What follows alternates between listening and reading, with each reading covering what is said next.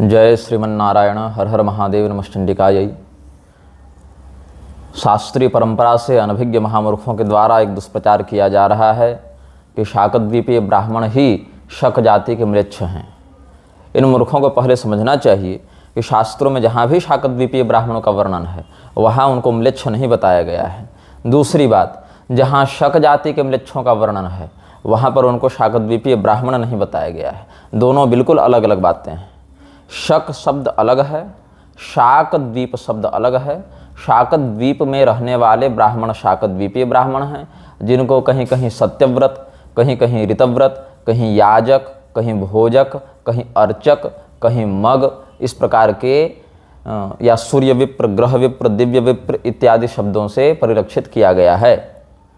तो शक और शाकद्वीप के मध्य भेद न समझने वाले मंदबुद्धि, मतलब इतनी भी जिनको बुद्धि नहीं है, ऐसे पत्रकार अपनी मूर्खता को ही अपनी विद्वता समझते हुए अपलाप करते रहते हैं। अभी कुछ दिन पहले सुदर्शन न्यूज पर एक पत्रकार ऐसे नहीं बकवास कर रहा था कि क्या इजरायली यहूदी ही यदुवंशी हैं, तो लोग भी मीम बनाने लगे, क्या नेपोलियन ही नेपाली है, क्या डोनाल्ड ही द्रोणाचार्य है, ये करने लगे। वैसे ही इन सभी अनपढ़ों को मैं बता दूं कि शक और शाकद्वीप बिल्कुल अलग अलग हैं। जैसे वर्ण संकर में जो संकर शब्द है, दंत्य स वाला जो वर्ण संकर शब्द है वह, और महादेव जी के लिए जो शंकर, शंकरोति शंकर, कल्याणकर्ता के अर्थ में जो है, वो प्रथम दृष्टिया एक जैसा लगने के बाद भी अलग तात्पर्य, संदर्भ और प्रकरण को धारण करता है। तो जैसे शाकाहारी शब्द है, शाकाहारी शब्द में जो शाक शब्द है, क्या वो शक से निकला है? शक जाति के म्लेच्छ से निकला है शाकाहारी शब्द। शाकंभरी देवी की पूजा होती है कि नहीं? तो क्या वो शक जाति की आराध्या कुल देवी हैं, या कोई शक जाति की स्त्री को शाकंभरी कहा गया है? तो शक जाति के म्लेच्छ अलग हैं। वो भारत के दक्षिण पश्चिम भाग में रहने वाले, भारत के दक्षिण पश्चिम देशांत भाग में रहने वाले म्लेच्छ जाति के लोग हैं। और शाकद्वीप जम्बूद्वीप से इतर एक भिन्न द्वीप के रूप में शास्त्रों में वर्णित है, जहां पर चातुर्वर्ण व्यवस्था है। शकों के रहने के कारण उस द्वीप को शाकद्वीप नहीं कहा गया है। तो इस शास्त्रीय बात को न समझने वाले महामूर्ख जन इस प्रकार का अपलाप करते रहते हैं। और दुर्भाग्य का विषय यह भी है कि बहुत से शाकद्वीपीय लोग ही जो मेरे प्रति निजी रूप से घृणा रखते हैं अलग अलग प्रकरणों में, वो भी स्वयं को म्लेच्छ कहलाना स्वीकार कर रहे हैं, लेकिन अपने जाति कुल गौरव को, अपने रक्त को अपमानित होने से बचाने का साहस नहीं रखते। छत्तीसगढ़ में मैंने चारभाठा नामक ग्राम में अपने व्याख्यान के मध्य कहा था कि कुछ ब्राह्मण स्वयं को यहाँ माध्यन्दिनी शाखा और सामवेद का बताने लगे हैं, जबकि सामवेद में माध्यन्दिनी शाखा नहीं होती। इस पर यहाँ शाकद्वीपीय समाज का एक अध्यक्ष भड़क गया कि तुम हमारे पूर्वजों का अपमान कर रहे हो। बाद में उसी के घर से जब माध्यन्दिनी शाखा निकली तो वो सामवेद नहीं, शुक्ल यजुर्वेद की थी, जो कि होनी ही थी। लेकिन उस मूर्ख ने इस प्रकरण में क्या निर्णय लिया कि हमको कुछ नहीं बोलना है। क्यों? क्योंकि यहाँ निग्रहाचार्य से विरोध है। तो कुल मिला के अगर कोई ऐसे मूर्ख के पूर्वजों, माता के रक्त तक को गाली दे दे तो उसको दिक्कत नहीं है। क्यों? क्योंकि निग्रहाचार्य को तो गाली पड़ ही रही है ना। ऐसे अधम लोग म्लेच्छ अपने आप को स्वीकार कर लें, हमको आपत्ति नहीं है।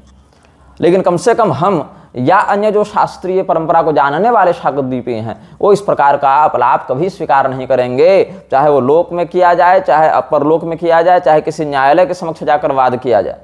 शाकद्वीपीय ब्राह्मणों का अस्तित्व, उनकी परंपरा और उनका वर्णन शक जाति के म्लेच्छों से बिल्कुल भिन्न है। जो लोग शक को ही शाकद्वीप या शाक शब्द का समानाधिकरण लगाते हुए शाकद्वीप समझ ले रहे हैं, वो अत्यंत गर्हित स्तर के मूर्ख हैं। उनको पहले 2 जूता लगाकर किसी योग्य गुरु के चरणों में बैठकर शब्द शब्दार्थ का ज्ञान अर्जित करना चाहिए। चमड़े की जिह्वा इतनी लंबी हो गई है तो किसी भी शब्द का कोई भी अर्थ न लगाते फिरें। अब हम आपको पहले शाकद्वीप से पहले शक जाति का अर्थ बता दे रहे हैं। शक जाति के बाद हम शाकद्वीप पर आएंगे और शाकद्वीप के बाद हम शाकद्वीपीय ब्राह्मणों पर आएंगे। तो शाकद्वीप के संदर्भ में जो शक जाति है उसका कोई संबंध नहीं है। शक जाति क्या है? पहले के ऐसे क्षत्रिय जो आचरण भ्रष्ट हो गए, जिनको महाराज सगर ने पराजित करके बहिष्कृत किया और जिनको कुछ विशेष दंड देकर निर्वासन का निर्देश दिया, वह शक जाति के रूप में परिगणित हुए। यह शास्त्र का वचन है। जहाँ जहाँ लोगों ने शक शब्द दिखाकर वहाँ शाकद्वीप का अर्थ घुसाया है, वो बहुत ही कठोर दंड के पात्र हैं। शक अलग है, शाकद्वीप अलग है। शक भिन्न म्लेच्छ जाति है, शाकद्वीप भिन्न म्लेच्छ जाति है। अब म्लेच्छ शब्द अगर कोई शाकद्वीपी ब्राह्मणों के लिए कह रहा है तो उसको सीधे सीधे यह समझना चाहिए कि जो म्लेच्छ है वह गोमांस भक्षक आदि जातियों के रूप में भी शास्त्र में वर्णित होता है। जैसे कि आपको बोधायन ऋषि का एक वचन मैं अवधि नवयान मीमांसा इत्यादि से बताता हूँ। गोमांस भक्षको यस्तु लोक बाह्यम च भाषते सर्वाचार विहीनो सौ म्लेच्छ इत्यभिधीयते। सभी प्रकार के शास्त्रोक्त आचरण से विहीन गोमांस भक्षक लोकबाह्य भाषा या लोकबाह्य व्यवहार वाला व्यक्ति म्लेच्छ कहलाता है। और शुक्र नीति का वचन है त्यक्तस्वधर्माचरणा निर्घृणा परपीड़का चंडाश्च हिंसका नित्यम म्लेच्छास्ते हि अविवेकिनः। ऐसे अविवेकी व्यक्ति जो स्वधर्म से भ्रष्ट हो चुके हैं, त्यक्त स्वधर्माचरण, स्वधर्म से भ्रष्ट हो चुके हैं, स्वधर्म का आचरण छोड़ चुके हैं, निर्दयी हैं, दूसरे को कष्ट पहुंचाने वाले हैं, क्रोधी स्वभाव के, प्रचंड स्वभाव के हैं, क्रूर स्वभाव जैसे चोर डकैत लुटेरे होते हैं, ऐसे क्रूर कर्मा लोगों को म्लेच्छ कहा गया है जो अविवेकी स्वधर्म से भ्रष्ट हो चुके हैं। तो राजा सगर ने छात्र धर्म से बहिष्कृत लोगों को ही यवन, खस, किरात, हूण और ये शक इत्यादि के रूप में आगे बहिष्कृत किया है भारत के देशांत भाग में। तो यहाँ पर यह समझना चाहिए कि शक जाति अलग है, शाकद्वीपी ब्राह्मण अलग है। लेकिन कुछ मूर्ख जिनकी बुद्धि अभी शब्द रूप धातु रूप तक तैयार नहीं हुई है, वो स्वयं को बहुत बड़ा पंडित दिखाते हुए इतने बड़े इतिहासकार बन गए हैं कि कहीं यहूदी को यदुवंशी बताते हैं तो कोई शक को शाकद्वीपी ब्राह्मण बताता है। और यहाँ तक कि दाढ़ी धारण करने मात्र से मुझे म्लेच्छ घोषित कर दिया इन लोगों ने। बताओ, दाढ़ी धारण करने मात्र से मुझे म्लेच्छ घोषित कर दिया। क्या दाढ़ी धारण करना शाकद्वीपी ब्राह्मणों में नहीं है? श्मश्रु कहते हैं दाढ़ी को। सूर्य विप्र संज्ञा है शाकद्वीपी ब्राह्मणों की। श्मश्रु युक्तो द्विजः पूज्यः सूर्यो विप्रस्तु श्मश्रुलः प्रत्यक प्रदर्शनात् पुण्यम त्रिदिनम कलमशापहम। शाकद्वीपी ब्राह्मण सूर्य विप्र के लिए दाढ़ी युक्त स्थिति भी पूजनीय है। श्मश्रु युक्तो द्विजः पूज्यः सूर्यो विप्रस्तु श्मश्रुलः प्रत्यक प्रदर्शनात् पुण्यम त्रिदिनम कलमशापहम। दर्शने व्रात्य विप्रस्य सूर्यम दृष्टा विशुद्धति। कोई व्रात्य विप्र का दर्शन हो जाए, 16 वर्ष तक जिसका जन्म न हो, उसके बाद हुआ हो या न हुआ हो, ऐसे ब्राह्मण का दर्शन कर ले तो दोष लगता है। सूर्यदेव का दर्शन करके वह शुद्ध होता है। लेकिन न व्रात्यत्वम सूर्य विप्रे पूजयेत् यज्ञ सिद्धये। तो जो व्रात्य विप्र का दर्शन कर ले, अधम ब्राह्मण का दर्शन कर ले, वह सूर्यदेव का दर्शन करके पवित्र होता है। किंतु सूर्य विप्र में, शाकद्वीपीय ब्राह्मण में व्रात्यत्व दोष नहीं लगता है। यह शास्त्र का वचन है। यद्यपि कलयुग में स्वधर्माचरण में प्रवृत्ति बने, इसीलिए हम शाकद्वीपियों में व्रात्य दोष को भी गर्हित मानते हैं। और ऐसा कोई मिलता है उसको डांटते हुए स्वधर्म में उसको निष्ठा बनाने का उपदेश करते हैं, उसको प्रायश्चित कराते हैं। यद्यपि शास्त्र का यह वचन है, लेकिन चूंकि अब वह दिव्यता उस भाव से लुप्त होती जा रही है, इसीलिए सामान्य वर्णोचित आश्रमोचित कर्तव्य में ही व्यक्ति की निष्ठा रखनी चाहिए। संस्थानम सूर्य विप्रो या सूर्य विप्रस्य सत्तमा दिमात्रिकाम समभ्यस्य सर्ववेद फलम लभेत। ये सब भविष्य महापुराण के मध्यम पर्व में प्रथम भाग के पंचम अध्याय में भी वर्णित है। बहुत से मूर्ख भविष्य पुराण को प्रक्षिप्त बताने लगे हैं शाकद्वीपीय ब्राह्मणों का समर्थन मिल जाने से। उन मूर्खों को समझना चाहिए कि केवल बोल देने मात्र से कि प्रक्षिप्त है, तुम न विद्वान बन जाओगे और न कोई इतिहास के विषय को, शास्त्र के विषय को बदलने का सामर्थ्य रखोगे। भविष्य पुराण में सुन लो महामूर्खों, भविष्य पुराण में जहाँ पर प्रक्षिप्तवाद की आशंका भी की जाती है कुछ विद्वानों के द्वारा, उनको भी मैं इस प्रकरण में विद्वान नहीं मानता जो प्रक्षिप्तवाद की इस प्रकार की आशंका करते हैं। किंतु फिर भी केवल भविष्य पुराण के प्रतिसर्ग पर्व में, उसमें भी विशेष करके चतुर्थ खंड में कलयुगी इतिहास समुच्चय प्रकरणों को ही प्रक्षिप्त मानते हैं। लेकिन वहां भी शंकराचार्य जी की जो भविष्यवाणी उसको प्रक्षिप्त नहीं मानते। वहां भी कितना अंश प्रक्षिप्त है इस पर कोई एक मत नहीं है। बस जिसको जितना नहीं मानना है उसको प्रक्षिप्त बोलकर निकल गया, रहे हैं हम तो नहीं मानते, ये तो प्रक्षिप्त है, ये तो मिलावटी है, भैया हम नहीं मानते। और कुछ ऐसे नालायक हैं जो साम्य पुराण को भी अप्रामाणिक मानते हैं, जबकि साम्य पुराणों को दर्जनों पुराणों ने प्रमाणिक माना है और दर्जनों आचार्यों ने साम्य पुराण का संदर्भ देकर अपने अपने ग्रंथों को लिखा है। लेकिन मूर्खों को बस अपने आप को ही सिद्ध साबित करना है कि हम जिसको कह दें वह ब्राह्मण हो जाए और हम जिसको कह दें हम लक्ष्य बन जाए। भले ही अपने फुल पैंट शर्ट धारण करके घूमेंगे, खड़े खड़े लघु शंका करेंगे, लेकिन इनको सब शास्त्र का वेत्ता तुरंत बन जाना है रातों रात। तो जो आप काश कृत्स्न धातु पाठ दिवादिगण, उसमें शक धातु, शक मृष क्षमायाम च सहने भी, सहन करने के अर्थ में शक शब्द भी आया। शक्यते सहते शक शब्द देश और काल का भी वाचक है। शक देश एक शकों की अलग भूमि है जो भारत के दक्षिण पश्चिम भाग में स्थित है, मतलब भारत के दक्षिण पश्चिम देशांत में, मतलब भारत से दक्षिण पश्चिम दिशा की ओर। काल को भी शक कहा गया है। तो शाकम व्यंजनम, इस प्रकार से वहां पर शक का सहनशील ऐसा भी अर्थ किया गया है। तो शक धातु के बहुत से अर्थ निकलते हैं, उसमें व्यंजनात्मक शाक भी आता है। विष्णुधर्मोत्तर पुराण के प्रथम खंड के 9वें अध्याय में जहां पर म्लेच्छ देशों का वर्णन है, वहां पर दक्षिण पश्चिम और पश्चिम, भारत के पश्चिमांत और दक्षिण पश्चिमांत भाग में, मतलब वायव्य ये नैऋत्य कोण में, नैऋत्य कोण राक्षसों की दिशा बताई गई है ना, तो दक्षिण पश्चिमांत और पश्चिमांत भाग में अंबष्ठा द्रविड़ा नागाः काम्बोजाः श्रीमुखा शकाः आनंतवासिनश्चैव ज्ञेया दक्षिण पश्चिमे स्त्रीराज्यम सैंधवा म्लेच्छा नास्तिका यवनास्तथा पश्चिमे न च विज्ञेया पटुमानौषधैः सह। इस प्रकार से म्लेच्छ जातियों का वर्णन करते हुए बताएं। गरुड़ पुराण के आचार कांड में भी यही श्लोक कुछ भेद से मिलता है। अंबष्ठ द्रविड़ा लाटाः काम्बोजाः स्त्रीमुखाः शकाः आनर्तवासिनश्चैव ज्ञेया दक्षिण पश्चिमे। तो यहाँ शक ब्राह्मणों के लिए नहीं आया है, वो भिन्न जाति है। वहाँ शाकद्वीपी ब्राह्मण को शक नहीं बताया जा रहा है। वहाँ शाकद्वीप में निवास करने वालों को या शक के निवास करने से शाकद्वीप बना, ऐसा नहीं कहा जा रहा है। प्रकरण ही बिल्कुल अलग है। लेकिन YouTube के फेसबुक के दर्शक जो हिंदू हैं वो भी कैसे हैं? स्वयं आचरण भ्रष्ट, स्वयं बोधविहीन, स्वयं महामूर्ख, और दूसरे महामूर्ख के वचनों पर अंधे ने व नियमाना था अंधा के चक्कर में एक अंधे के पीछे चलता हुआ दूसरा अंधा भी गड्ढे में गिरता है। वही हाल इन सबों का है। एक स्वकुल परंपरा में श्रद्धा रखने वाला अभिषिक्त धर्मज्ञ आचार्य कुछ कह रहा है, उसको नहीं मानना है। लेकिन दिन भर शास्त्रीयता में जीवन बिताने वाला, शब्द शब्दार्थ ज्ञान विरहित एक महामूर्ख कुछ बोल दे तो उसको परम धर्मशास्त्र का प्रमाण मान लेना है। तो जाओ मरो, जीवन भर मूर्ख बने रहो, हमको क्या है। क्या तुम हजारों श्वान मिलकर अगर रुदन करोगे तो क्या उससे सिंह की गुफा ढह जाएगी? हजारों वेश्याएं अपनी चूड़ियां तोड़ेंगी तो क्या सुहागने विधवा हो जाएंगी? मत्स्य पुराण का वचन देखिए, तेभ्यो परे पिए त्वन्ये युत्तत्स्यन्ते निपाः पुनः। भविष्य में जो राजा म्लेच्छ कुल में होंगे उनका वर्णन है, यहाँ ब्राह्मणों का वर्णन नहीं है। म्लेच्छों में कौन कौन जाति के राजा कलयुग में होंगे उसका देखिएगा। क्षत्राः पराशवा शूद्राः तथान्ये ये महीश्वराः, 50वें अध्याय से बता रहा हूँ मत्स्य पुराण का। अंधाः शकाः पुलिंदाश्च चूलिका यवनास्तथा कैवर्त भिल्ल शवरा ये चान्य म्लेच्छ संभवाः पर्यायतः प्रवक्ष्यामि नामतश्चैव तान् नृपान्। शक जाति के, पुलिंद जाति के, यवन जाति के, कैवर्त भिल्ल शवर, इस प्रकार से शासक होंगे इन जातियों से। वहाँ ब्राह्मणों का वर्णन नहीं है। वहाँ कलयुग के शासकों में कौन सा शाकद्वीपी ब्राह्मण इस प्रकार से शासन कर रहा है?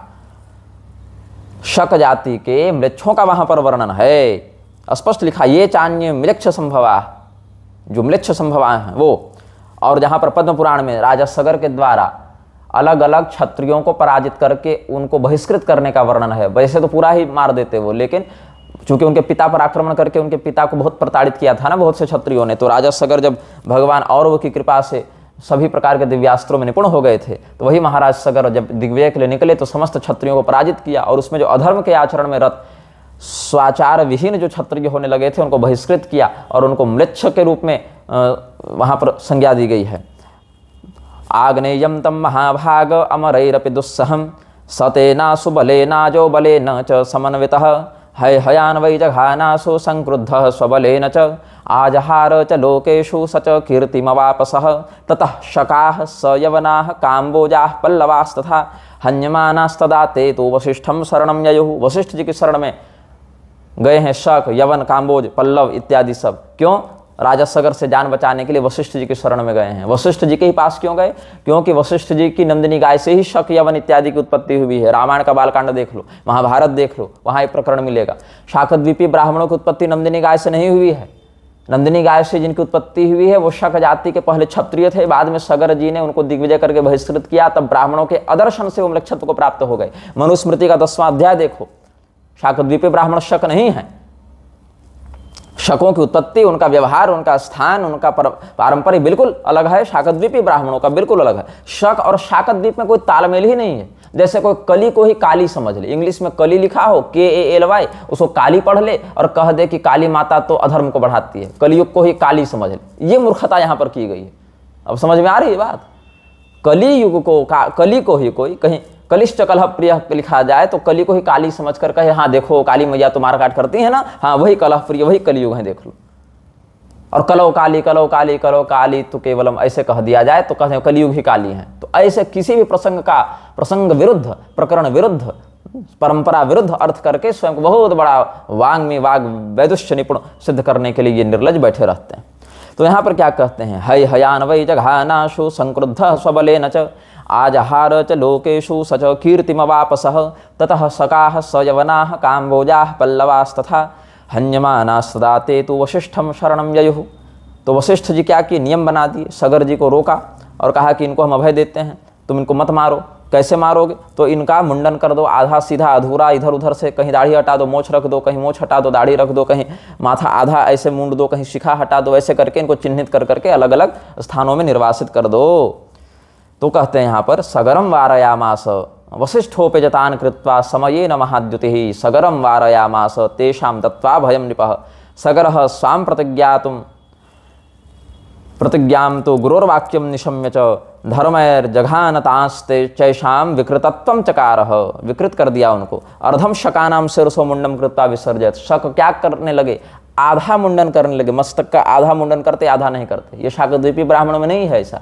इस शक जाति के म्लेच्छों के लिए नियम बताया गया, तुम आधा माथा मुंडोगे। तो अर्धम शकानां शिरसो मुंडम कृत्वा विसर्जयत् यवनानां शिरः सर्वं काम्बोजानां तथैव च। काम्बोज और यवन को शिखा समेत हटा दिया। पारदा मुंडकेशाश्च पल्लवाः श्मश्रु रक्षकाः एवं विजित्य सर्वान् वै कृतवान धर्म संग्रह। अब कोई मूर्ख जैसे उठकर खड़ा हो जाए, कोई सन्यासी को देखे, शंकराचार्य जी शिखा नहीं धारण करते, शंकराचार्य जी जनेऊ धारण नहीं करते, और शंकराचार्य जी के देहावसान के बाद उनको भू समाधि दी जाती है, तो कह दे अरे ये तो मुसलमान है, देखो मुसलमान भी जनेऊ धारण नहीं करता, मुसलमान भी शिखा धारण नहीं करता, मुसलमान को भी भू में डाला जाता, तो देखो मुसलमान है कि नहीं। और वैसा मूर्ख को कहेगा, दूसरा मूर्ख हिंदू कहेगा हाँ हाँ भाई तुम ठीक कह रहे हो, हाँ यही बात है। तो ये जिस प्रकार की मूर्खता होगी ना, उसी प्रकार की मूर्खता यहाँ शक और शाकद्वीपियों को एक समझने वाले नालायक कर रहे हैं। महाभारत के भीष्म पर्व में भारतवर्ष के अंतर्गत जो नदी पर्वत देश आदि का कथन है, उसके अंतर्गत भी अलग अलग प्रांतों का वर्णन है। वहाँ भी कहा गया है शकों का एक अलग प्रांत है, वो जम्बूद्वीप नहीं है, वो शाकद्वीप नहीं है, वो जम्बूद्वीप के अंतर्गत भारतवर्ष के अंतर्गत भी शकों का अलग अलग प्रांत में स्थान है। स्मकाः पांडुराष्ट्राश्च गोपराष्ट्राः करितयः अधिराज्य कुशाद्यश्च मल्लराष्ट्रं च केवलम वारवास्यायवाहाश्च चक्राश्चक्रातयः शकाः विदेहा मगधा स्वच्छा मलया विजयास्तथा अंगा बंगा कलिंगाश्च यकृल्लोमान एव च मल्ला स्वदेशणा प्रहलादा माहिका शशिकास्तथा। इस प्रकार से भीष्म पर्व में कहते हैं 9वें अध्याय के आसपास। ब्रह्मांड पुराण में देखिए, इक्ष्वाकु वंश के 24, पंचाल के 25, कालक के 24, हय के 24, एकलिंग के 32 और शक के 25 और कुरुवंश के 36, मिथिला के 28, सूरसेन मतलब मथुरा के 23, वीतिहोत्र के वंश के 20, ऐसे करके राजा कलयुग में होंगे। इक्ष्वाकवश् चतुर्विंशत्, पंचालाः पंचविंशति, शुद्धोदन इत्यादि इक्ष्वाकु वंश में ही आते हैं। कालकास्तु चतुर्विंशत्, चतुर्विंशत्तु हयहयाः, द्वात्रिंशदेकलिंगास्तु पंचविंशत् तथा शकाः, कुरवश्चापि षट्त्रिंशत् अष्टाविंशति मैथिलाः, शूरसेनास्त्रयोविंशत् वीतिहोत्राः विंशतिः, तुल्यकालं भविष्यन्ति सर्व एव महीक्षितः। ब्रह्मांड पुराण के अंतर्गत वहाँ शकों को एक भिन्न म्लेच्छ जाति के रूप में भी और कालांतर में समयानुसार अलग अलग क्षेत्रों में शासक के रूप में भी वर्णित किया गया है। स्कंद पुराण के नागरखंड में देखिए, जहाँ वशिष्ठ जी का विश्वामित्र जी की सेना से युद्ध हुआ है, वहाँ पर पुलिंदा बर्बरा भीरा किराता यवना शकाह ते प्रोचुस्ताम वदास्माकम कस्मात् सृष्टा वयम शुभे। जब नंदिनी देवी ने, गौ माता ने अपने शरीर से इनको जन्म दिया, तब इनको क्या काम दिया। नंदिनी कहती हैं, जब ये नंदिनी के पास जाकर कहे कि आप बताइए कि हमें क्या आदेश है, हमारी रचना क्यों की गई है, तब नंदिनी ने कहा एते माम ये बलात् पापा नयंति नृपसेवकाः तान् निघ्नन्तु समादेशा नान्यद वाञ्छामि किंचन। कि जो विश्वामित्र के राज सैनिक मुझे बलपूर्वक यहाँ से ले जाना चाहते हैं, तुम सब उनसे युद्ध करो और उनका संहार करो, ये नंदिनी देवी ने कहा। तो शकों की उत्पत्ति भिन्न स्थान पर भिन्न माध्यम से भिन्न उद्देश्य से हुई है। पहले क्षत्रियत्व के रूप में उनकी गणना थी। सगर जी से युद्ध करने के बाद जब वो पराजित हुए, सगर जी ने दंड स्वरूप उनको ब्राह्मणों से बहिष्कृत किया। ब्राह्मणों के द्वारा पूजा पाठ नहीं करवाने लगे वो, तो ब्राह्मणों के आदर्शन से वो क्षत्रिय ही म्लेच्छत्व को प्राप्त हो गए। तो क्षत्रियों के समान पराक्रमी तो बने रहे, लेकिन युद्ध इत्यादि में निपुण तो बने रहे, किंतु यज्ञ याजन वैदिक कर्मों में उनका अधिकार नहीं रहा। ये अलग अलग शास्त्रीय प्रकरणों से ज्ञात होता है। सात्यकी के साथ इनका युद्ध हुआ है महाभारत में, अर्जुन के साथ इनका युद्ध हुआ है महाभारत में। कौरवों की ओर से लड़ने के लिए शाकद्वीपी ब्राह्मण नहीं आए हैं, शक लोग आए हैं। शक भिन्न म्लेच्छ जाति है, वहां पर शक जो है म्लेच्छ जाति के रूप में परिगणित है। वहां शाकद्वीपियों के रूप में वर्णित नहीं कि शाकद्वीप से शक आकर यहाँ पर युद्ध कर रहे हैं। शाकद्वीप में शक होते ही नहीं है। शाकद्वीप में चारों वर्णों की व्यवस्था है बिना किसी वर्ण संकरता के, ये शास्त्र का मत है।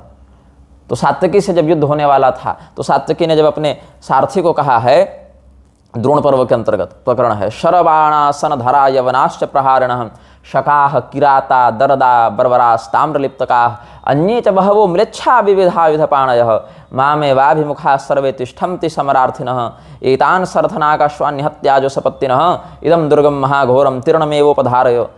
कि हे सारथे, तुम इस विशाल सम्रांगण में, यह सैन्य समुद्र में मुझे ले चलो जहाँ ये बड़े बड़े म्लेच्छ हैं, शक किरात बर्बर यवन, ये सब धनुष बाण धारण किए हुए हैं, वहाँ ले चलो। तो सारथी भी बड़ा वीर था, कहता है कि हे वृष्णिवंशी सात्यकी, आपके संरक्षण में मुझे किसी का भय नहीं, मैं बिल्कुल निर्भय होकर यहाँ आपके रथ को ले चलता हूँ। आप जब तक रथ पे विराजमान है, अगर सामने परशुराम जी भी युद्ध करने आवे तो मुझे उनसे भय नहीं लगेगा। न संभ्रमो में वार्ष्णेय विद्यते सत्य विक्रम यद्यपि स्यात्तव क्रुद्धो जामदग्न्योग्रत स्थितः। यदि सामने रथियों में श्रेष्ठ द्रोणाचार्य हों, कृपाचार्य हों या मद्रराज शल्य हों, तथापि मुझे कोई भ्रम नहीं होगा, कोई संदेह नहीं होगा। आपकी भुजाओं का बल इतना है कि आप मेरी भी रक्षा कर लेंगे, अपनी भी रक्षा कर लेंगे और अपने शत्रुओं को भी पराजित कर देंगे। न संभ्रमो में वार्ष्णेय विद्यते सत्य विक्रम यद्यपि स्यात्तव क्रुद्धो जामदग्न्योग्रत स्थितः द्रोणो वा रथिनाम श्रेष्ठः कृपो मद्रेश्वरोऽपि वा तथापि संभ्रमो न स्यात् त्वामाश्रित्य महाभुज। और फिर आगे जाकर वही श्लोक वह दोहराता है कि ऐसे ऐसे म्लेच्छों को देखकर फिर मुझे कौन सा संदेह, कौन सा भ्रम, कौन सा भय हो सकता है। आपने पहले भी इन म्लेच्छों को अनेकों बार हराया है। त्वया सुबहवो युद्धे निर्जिता शत्रुसूदन दंशिता क्रूर कर्माणः काम भोजा युद्ध दुर्मदाः शरबाणासन धरा यवनाश्च प्रहारिणः शकाः किराता दरदा बर्बरास्ताम्रलिप्तकाः अन्ये च बहवो म्लेच्छा विविधा विधपाणयः। तो आप बताइए किस दिशा की ओर ले चलें, आज किसको पहले आप मारिएगा? आप साक्षात यमराज बनकर किस शत्रु का संहार करना चाहते हैं, बताइए। किमुत तत्समासाद्य धीरम संयुग गोस्पदम। अरे ये कोई सैन्य समुद्र थोड़ी ही है, आप जैसे अतिरथी वीर के लिए तो ये गाय के खुर के समान कम गड्ढा है, थोड़ा सा जल है इसमें, इसको तो आसानी से पार कर जाएंगे। आयुष्मन कतरेण त्वाम प्रापयामि धनंजय केभ्यः क्रुद्धो शिवार्षणेय कास्मिन् मृत्युपस्थितः। तो और महाभारत के आरण्यक पर्व में भी जहाँ वर्णन है अलग अलग म्लेच्छों के माध्यम से यह पृथ्वी व्याप्त हो जाएगी, अलग अलग म्लेच्छ इस पृथ्वी पर भर जाएंगे। वहाँ पर क्या कहा गया है? बहवो म्लेच्छ राजानः पृथिव्याम अनुजाधिप मृषानुशासिनः पापा मृषावाद परायणः आंध्राः शकाः पुलिंदाश्च यवनाश्च नराधिपाः। और उद्योग पर्व में जहाँ कौरव और पांडव दोनों अपने अपने पक्ष से सैन्य बल का संग्रह कर रहे हैं, वहाँ भी देखिए गांधार राजः शकुनिः प्राच्योदीच्याश सर्वसः। पूर्व और उदीची मतलब उत्तर दिशा से सबको बुलाता गया है। वहाँ से शकाः किराता यवना शिवयोथ वसातयः स्वैश्वरनीकैः सहिताः परिवार्य महारथम एते महारथाः सर्वे द्वितीये निर्जयुर्बले। ये सब आए हैं। तो मनुस्मृति का जो संदर्भ हम दे रहे थे अध्याय 10 से आप देखिए मनुस्मृति में शनकैस्तु क्रियालोपा दिमा क्षत्रिय जातयः वृषलत्वं गतालोके ब्राह्मणा दर्शनेन च यदुक्तम स्वकर्मणां त्यागे नेति तस्यैवायं प्रपंचः क्रियालोपोत्र लोपो यत्र संस्कार्यतया संबद्धते तथोपनयनादिशो यत्र वा कर्तृतया यथा नित्याग्निहोत्र संध्योपासनादिषु तासां लोप उभयासामप्यनुष्ठानमतश्च न केवलमुपनयन संस्कार अभावेन जातिभ्रंशः। मेधातिथि जी की टीका है। संस्कार के अभाव से, क्रिया के लोप से उपनयन इत्यादि बंद हो गया, अग्निहोत्रादि उनके बंद हो गए, स्वाध्याय इत्यादि बंद हो गया। तो ये सब जो क्षत्रिय जाति में भी थे नंदिनी से उत्पन्न, वो सब वृषलत्वम गतालोके, वो सब शूद्रत्व और कालांतर में म्लेच्छत्व को प्राप्त हो गए। कुल्लुक भट्ट की टीका देखिए। इमा वक्ष्यमाणा क्षत्रिय जातय उपनयनादि क्रियालोपेन ब्राह्मणानां च याजनाध्यापन प्रायश्चित्तार्शिताः तथा शनैः शनैर्लोके शूद्रतां प्राप्ताः। ये सब धीरे धीरे शूद्रत्व को प्राप्त हो गए। तो इस प्रकार से आगे देखिए कौन कौन सी इसमें क्षत्रिय जातियों का पौड्रकाश्च चौड्र द्रविड़ाः काम्बोजा यवनाः शकाः पारदापः लवाश्चीनाः किराता दरदाः खशाः पौंड्राज देशोद्भवा समतः क्रियालोपादिना शूद्रत्वमापन्नाः। ये सब कुल्लुक भट्ट इत्यादि कहते हैं। तो यहाँ पर शकाह शब्द किसके लिए आया है? पिछला श्लोक देखो मनुस्मृति का, क्षत्रिय जातयः इमाः क्षत्रिय जातः, ये सब क्षत्रिय जाति में थे पहले, बाद में ये सब मृच्छत्व को प्राप्त हो गए, वृषरत्व को प्राप्त हो गए। वृषम धर्मम लाति हंति वा वृषलः, जो धर्म का नाश करे उसको वृषल कहा जाता है। वृषल शब्द की यह परिभाषा है। और जो हमने आपको बताया था, राजा सगर ने आग्नेयास्त्र के माध्यम से सबका संहार करना प्रारंभ किया था। फिर ये सब शक इत्यादि गए थे वशिष्ठ जी की शरण में, तो वशिष्ठ जी ने इनकी रक्षा की, बोले जान से मत मारो इनको तो हम ऐसे ही बहिष्कृत कर देंगे और सभी ब्राह्मण इनका बहिष्कार करेंगे तो धीरे धीरे ये मृच्छत्व को प्राप्त हो जाएंगे, इनके क्षत्रियत्व का लोप हो जाएगा। ये सब आपको ब्रह्म पुराण में भी मिलेगा। सर्वे ते, कौन कौन गए हैं वहाँ पर, तो आप पहले नाम देख लीजिए। 8वें अध्याय में ब्रह्म पुराण में कहते हैं, ततः शकांश्च यवनान काम्बोजान पारदांस तथा पहलवांश्चैव निःशेषान कर्तुम व्यवसितो नृपः। ये सब आगे जब बढ़ते हैं प्रकरण में, तो अर्धम शकानाम शिरसो मुंडयित्वा विसर्जयत यवनानाम शिरः सर्वम काम्बोजानम तथैव च। इसके बाद ये सब कौन थे, तो सर्वे ते क्षत्रिया विप्रा धर्मस्तेषां निराकृतः वसिष्ठ वचनाद राज्ञा सगरेण महात्मना। ये सब ब्राह्मण नहीं, क्षत्रियों के रूप में थे। तो कह दो कि समस्त क्षत्रिय इन्हीं शकों की पैदाइश है, ऐसा कहने का सामर्थ्य है तुम्हारा? या कह दो कि जितने मैथिल ब्राह्मण हैं सो मिथिला नरेश मैथिल जनक जी का नाम था, तो मैथिल मतलब वो सभी क्षत्रिय हैं, ब्राह्मण नहीं है, ये कह दो। मिथिला वंश क्षत्रियों की संतान है, ऐसा कह दोगे क्या तुम? या कह दोगे क्या कि जितने कानकुब्ज हैं वो सब जो है कुबड़ी स्वरूप में हैं और सब कन्या भाव को प्राप्त हैं, ऐसा कह दोगे क्या?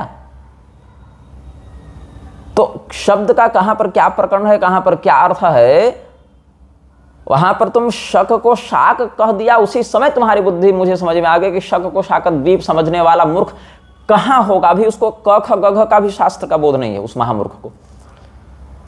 और अगर तुमको फिर भी लगता है कि तुम्हारा मत सही है, तो तुम जाओ किसी भी मान्य आचार्य के पास, शंकराचार्य जी के पास, रामानुजाचार्य जी के पास, और उनको पूरा प्रकरण दिखाओ कि यहाँ शाकद्वीपी ब्राह्मणों की बात हो रही है कि मृक्षों की बात हो रही है। और जहाँ शाकद्वीपी ब्राह्मणों का वर्णन है वहां पर जाकर पूछोगे यहाँ किसका वर्णन है, और वो साम्य पुराण और भविष्य पुराण के ब्रह्म पर्व को प्रामाणिक मानते हैं कि नहीं मानते हैं। और अगर वो उद्घोषपूर्वक ऐसा कहते हैं तो फिर उनको भी हम शास्त्र के अनुकूल वचनों से अनुशासित करने का सामर्थ्य रखते हैं, ऐसा हमारा उद्घोष है। लेकिन तुम्हारे जैसे मूर्खों को मैं क्या समय दूं, और क्या ये वार्ता संभव है कि अभी इसको शक और शाकद्वीप का अंतर समझ में नहीं आ रहा, इतने सामान्य अब जैसे निशाचर शब्द कहीं चंद्रमा के लिए आया है, कहीं निशाकर शब्द आया है, कहीं निशाचर राक्षस के लिए भी आया है। सुरालय शब्द है, सुरालय को सुरा और आलय से उसका विग्रह करेंगे तो होगा अर्थ मदिरालय, कहीं सुर और आलय करेंगे तो अर्थ होगा देवालय, कहीं स्वर्ग अर्थ होगा तो कहीं स्वर्ग है, कहीं मदिरालय है, कहीं देवालय मंदिर अर्थ है। तो प्रकरण देखा जाएगा कि नहीं देखा जाएगा। तो न बोलने वाला उस प्रकार से शास्त्रज्ञ है और न उसके सुनने वाले यूट्यूबर श्रोता वैसे शास्त्रज्ञ हैं, दोनों महामूर्ख। तो राम मिलाए जोड़ी एक अंधा कोढ़ी बने हुए हैं और कह रहे हैं कि शाकद्वीपी ब्राह्मण तो ब्राह्मण ही नहीं है, तो मृक्षों का खून है, इनको मारो, इनको देश से निकालो। ये महामूर्खता है इन मूर्खों की। और महाभारत के अनुशासन पर्व के अंतर्गत जो दान धर्म पर्व है उसमें भी मनुस्मृति के उसी वचन का समर्थन किया गया है जो हमने आपको बताया। ये सब शक इत्यादि क्षत्रिय जाति में थे जो ब्राह्मणों के द्वारा बहिष्कृत होने पर वशिष्ठ जी ने सगर के माध्यम से बहिष्कार करवा दिया। ब्राह्मण उनके यहाँ यजन याजन अध्ययन अध्यापन यज्ञोपवीत आदि संस्कार बंद कर दिए। वो सब शूद्रत्व को और कालांतर में मृच्छत्व को प्राप्त हो गए। कैसे? शका यवन काम्बोजास्तास्ता क्षत्रिय जातयः वृषलत्वं परिगता ब्राह्मणानाम अदर्शनात् द्राविडाश्च कलिंगाश्च पुलिंदाश्चाप्युषी नराः कोलिसर्पा महीपकास्तास्ता क्षत्रिय जातयः वृषलत्वं परिगता ब्राह्मणानाम अदर्शनात्। कर्ण पर्व में जहाँ पर भगवान कृष्ण अर्जुन को अपने शत्रुओं से युद्ध करने की प्रेरणा दे रहे हैं, वहाँ पर भी जो अलग अलग मृक्ष जातियों का नाम है वहाँ भी शक का वर्णन है, ब्राह्मणों में वर्णन नहीं है। तो शक जहाँ वर्णन है वहाँ मृक्ष के रूप में वर्णन है, और जहाँ शाकद्वीपीय ब्राह्मणों का वर्णन है वहाँ शक मृक्ष का कोई संदर्भ ही नहीं है। वहाँ केवल विशुद्ध सदाचार परक सूर्योद्भूत ब्राह्मणों का वर्णन है। उसको भी आगे बताऊंगा, पहले शक को आप समझें।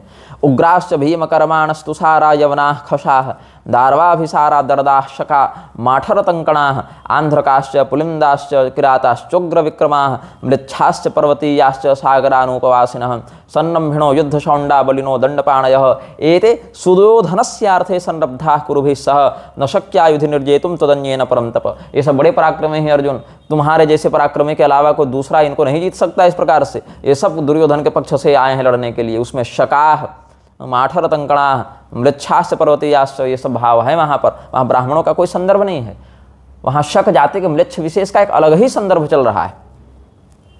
रामायण के बालकांड का हमने आपको स्मरण कराया था। वहाँ भी देखिए विश्वामित्र जी के सैनिकों के द्वारा जब पहलव इत्यादि का संहार होने लगा तो अलग अलग म्लेच्छ जातियों का वहाँ पर हुआ है ना प्रादुर्भाव। तो वहाँ पर पहले तो ये क्षत्रिय में थे, बाद में म्लेच्छत्व को प्राप्त हुई, कई बार बता चुके हैं। विश्वामित्रार्दताम दृष्टा पहलवान शतशस्तदा, तो फिर से नंदी ने पुनः सृष्टि की है। भूय एवासृजत घोरान शकान यवन मिश्रितान तैरासित समृता भूमि शकर यवन मिश्रितैः। तो शक पहले पहलव इत्यादि को बनाया, वो जब हारने लगे तो उनकी सहायता के लिए शक और यवन इत्यादि को उत्पन्न किया नंदिनी गाय ने। वहाँ पर शक शाकत द्वीपीय ब्राह्मण होते, शाकत द्वीप के रहने वाले होते, तो वहाँ पर वह वर्णन भी मिलता, लेकिन ऐसा तो है नहीं। श्रीमद् भागवत के 9वें स्कंध में देखिए जहाँ पर सगर जी का चरित्र वर्णित है, वहाँ देखिए सगरश्चक्रवर्त्यासीत् सागरो यत्सुतैः कृतः यस्तालजंघान यवनान सकान हय बर्बरान नावधीत गुरुवाक्येन चक्रे विकृतवेषणः।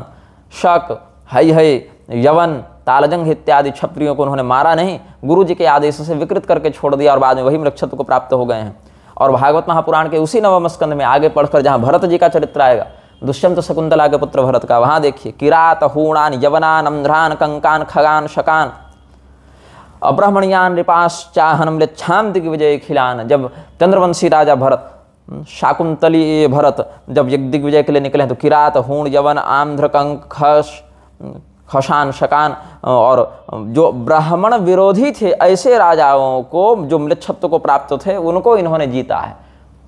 मतलब ये ब्राह्मण विरोधी म्लेच्छों के रूप में शकों का वर्णन वहां पर है। किरात हूणान यवनान अंध्रान कंकान खशान शकान अब्राह्मणियान नृपाश्चाहन म्लेच्छान दिग्विजय खिलान। ये हमने आपको शकों के बारे में बता दिया। शक और शाकत द्वीप में कोई संबंध नहीं है, जैसे शक और शाकाहारी में कोई संबंध नहीं है। वहां शाकाहारी शब्द का शक म्लेच्छ से कोई संबंध नहीं है। कोई व्यक्ति जीवन में कहे मैं शाकाहारी हूं, उसका शक म्लेच्छ से कोई संबंध नहीं है। वैसे ही शक जाति के म्लेच्छों का शाकत द्वीप या शाकत द्वीपी ब्राह्मणों से कोई संबंध नहीं है। शाकत द्वीप के बारे में श्रीमद् भागवत और देवी भागवत दोनों से बताऊंगा। श्रीमद् भागवत के 5वें स्कंध से बता रहा हूं पहले। एवं पुरस्तात् क्षीरोदात्परित उपवेशितः शाकद्वीपो 32 योजनायामः समानेन च दधिमण्डोदेन परीतो यस्मिन् शाको नाम महीरुहः स्वक्षेत्र व्यपदेशको यस्य महासुरभिगन्धस्तं द्वीपमनुवासयति तस्यापि प्रयव्रत एवाधिपतिर्नाम्ना मेधातिथिः सोऽपि विभज्य 7 वर्षाणि पुत्रनामानि तेषु स्वात्मजान् पुरोजव मनोजव पवमान धूम्रानीक चित्ररेफ बहुरूप विश्वधार संज्ञा निधाप्याधिपतीन् स्वयं भगवत्यनंत आवेशितमतिस्तपोवनं प्रविवेश एतेषां वर्षमर्यादा गिरजो नद्यश्च 7 ईशान उरुशृंगो बलभद्रः शतकेसरः सहस्रस्रोतो देवपालो महानस इति अनघायुर्दा उभयस्पृष्टिरपराजिता पंचपदी सहस्रश्रुतिर्निचधृतिरिति तदवर्षपुरुषा ऋतव्रत सत्यव्रत दानव्रतानुव्रत नामानो भगवन्तं वाव्यात्मकं प्राणायाम विधूत रजस्तमसः परमसमाधिना यजन्ते। वहाँ पर चारों वर्णों की क्या स्थिति है? ऋतव्रत, सत्यव्रत, दानव्रत, अनुव्रत। क्यों? दानव्रत इत्यादि, दान धन अधिक है वैश्य के पास तो कर रहा है। ऋतव्रत, ब्राह्मण को ऋतव्रती होना चाहिए। ऋतव्रत मतलब यथार्थ व्रती होना चाहिए। यही ऋतव्रत का आपको वर्णन मिलेगा नृग चरित्र में 10वें स्कंध में। स्वलंकृतेभ्यो गुणशीलवद्भ्यः सीदत कुटुंबेभ्य ऋतव्रतेभ्यः तपस्फुत ब्रह्मवदान्य सद्भ्यः प्रादाम युवद्भ्यो द्विजपुंगवेभ्यः। तो ऋतव्रत द्विजपुंगवेभ्यः ऋतव्रतेभ्यः प्रादाम मैंने दान दिया उनको, ऐसे सदाचारी ब्राह्मणों को। और देवी भागवत के नामकरण में थोड़ा भेद है, वहाँ पर सत्यव्रत, क्रतुव्रत, दानव्रत और अनुव्रत इस प्रकार से नाम है। वहाँ ऋतव्रत और सत्यव्रत की समान संज्ञा हो जाती है। शाकद्वीपो विशिष्टोयम यस्मिन् छाको महीरुहः स्वक्षेत्र व्यपदेशस्य कारणं सही नारद। ये देवी भागवत का वचन है। प्रियव्रतोधिपस्तस्य मेधातिथिरिति स्मृतः। वहाँ प्रियव्रत के पुत्र मेधातिथि का नाम आता है राजा के रूप में। विभज्य 7 वर्षाणि पुत्र नामानि ते सुच सप्तपुत्रान् निजान स्थाप्य स्वयं योग गतिं गतः। मेधातिथि के 7 पुत्रों ने वहाँ 7 वर्षों की स्थापना करके उस द्वीप में 7 वर्षात्मक विभाजन करके उसका शासन किया है। वहाँ पर तदवर्ष पुरुषा सर्वे सत्यव्रत कर्तव्रतो दानव्रतानुव्रतो चतुर्वर्णा उदीरिता। वहाँ 4 वर्णों की बात है। वह 4 वर्ण क्या ब्राह्मण क्षत्रिय वैश्य शूद्र से अलग हैं? नहीं। जैसे ब्राह्मण को ही द्विज, विप्र, बाड़व, अग्रजन्मा, मुखज इस प्रकार से अलग अलग पर्यायवाचक माध्यम से बताया जाता है, वैसे ही अलग अलग द्वीपों में जो चातुर्वर्ण व्यवस्था वहाँ भी ब्राह्मण इत्यादि को उन नामों से जाना जाता है। ये कहने का अर्थ है। और आप देखिए आगे, आपको मैं वायु पुराण के पूर्वार्ध के अध्याय 49 से बता रहा, वहाँ पूरा का पूरा एक अध्याय ही शाकद्वीपीय ब्राह्मणों के ऊपर है और शाकद्वीप के ऊपर है। 73वें श्लोक से देखें, अत ऊर्ध्वं प्रवक्ष्यामि शाकद्वीपस्य यो विधि शाकद्वीपस्य कृत्स्नस्य यथावधिः निश्चयात् शृणुध्वं वै यथा तत्त्वं ब्रुवतो मे यथार्थवत्। क्रौंच द्वीप से दुगना विस्तार बताया गया है यहाँ शाकद्वीप का। वहाँ कैसे लोग हैं, वहाँ पुण्यवान लोग हैं, वहाँ कोई शक के वृक्ष की बात नहीं है, वहाँ कोई व्याधि और दुर्भिक्ष इत्यादि का भय नहीं है।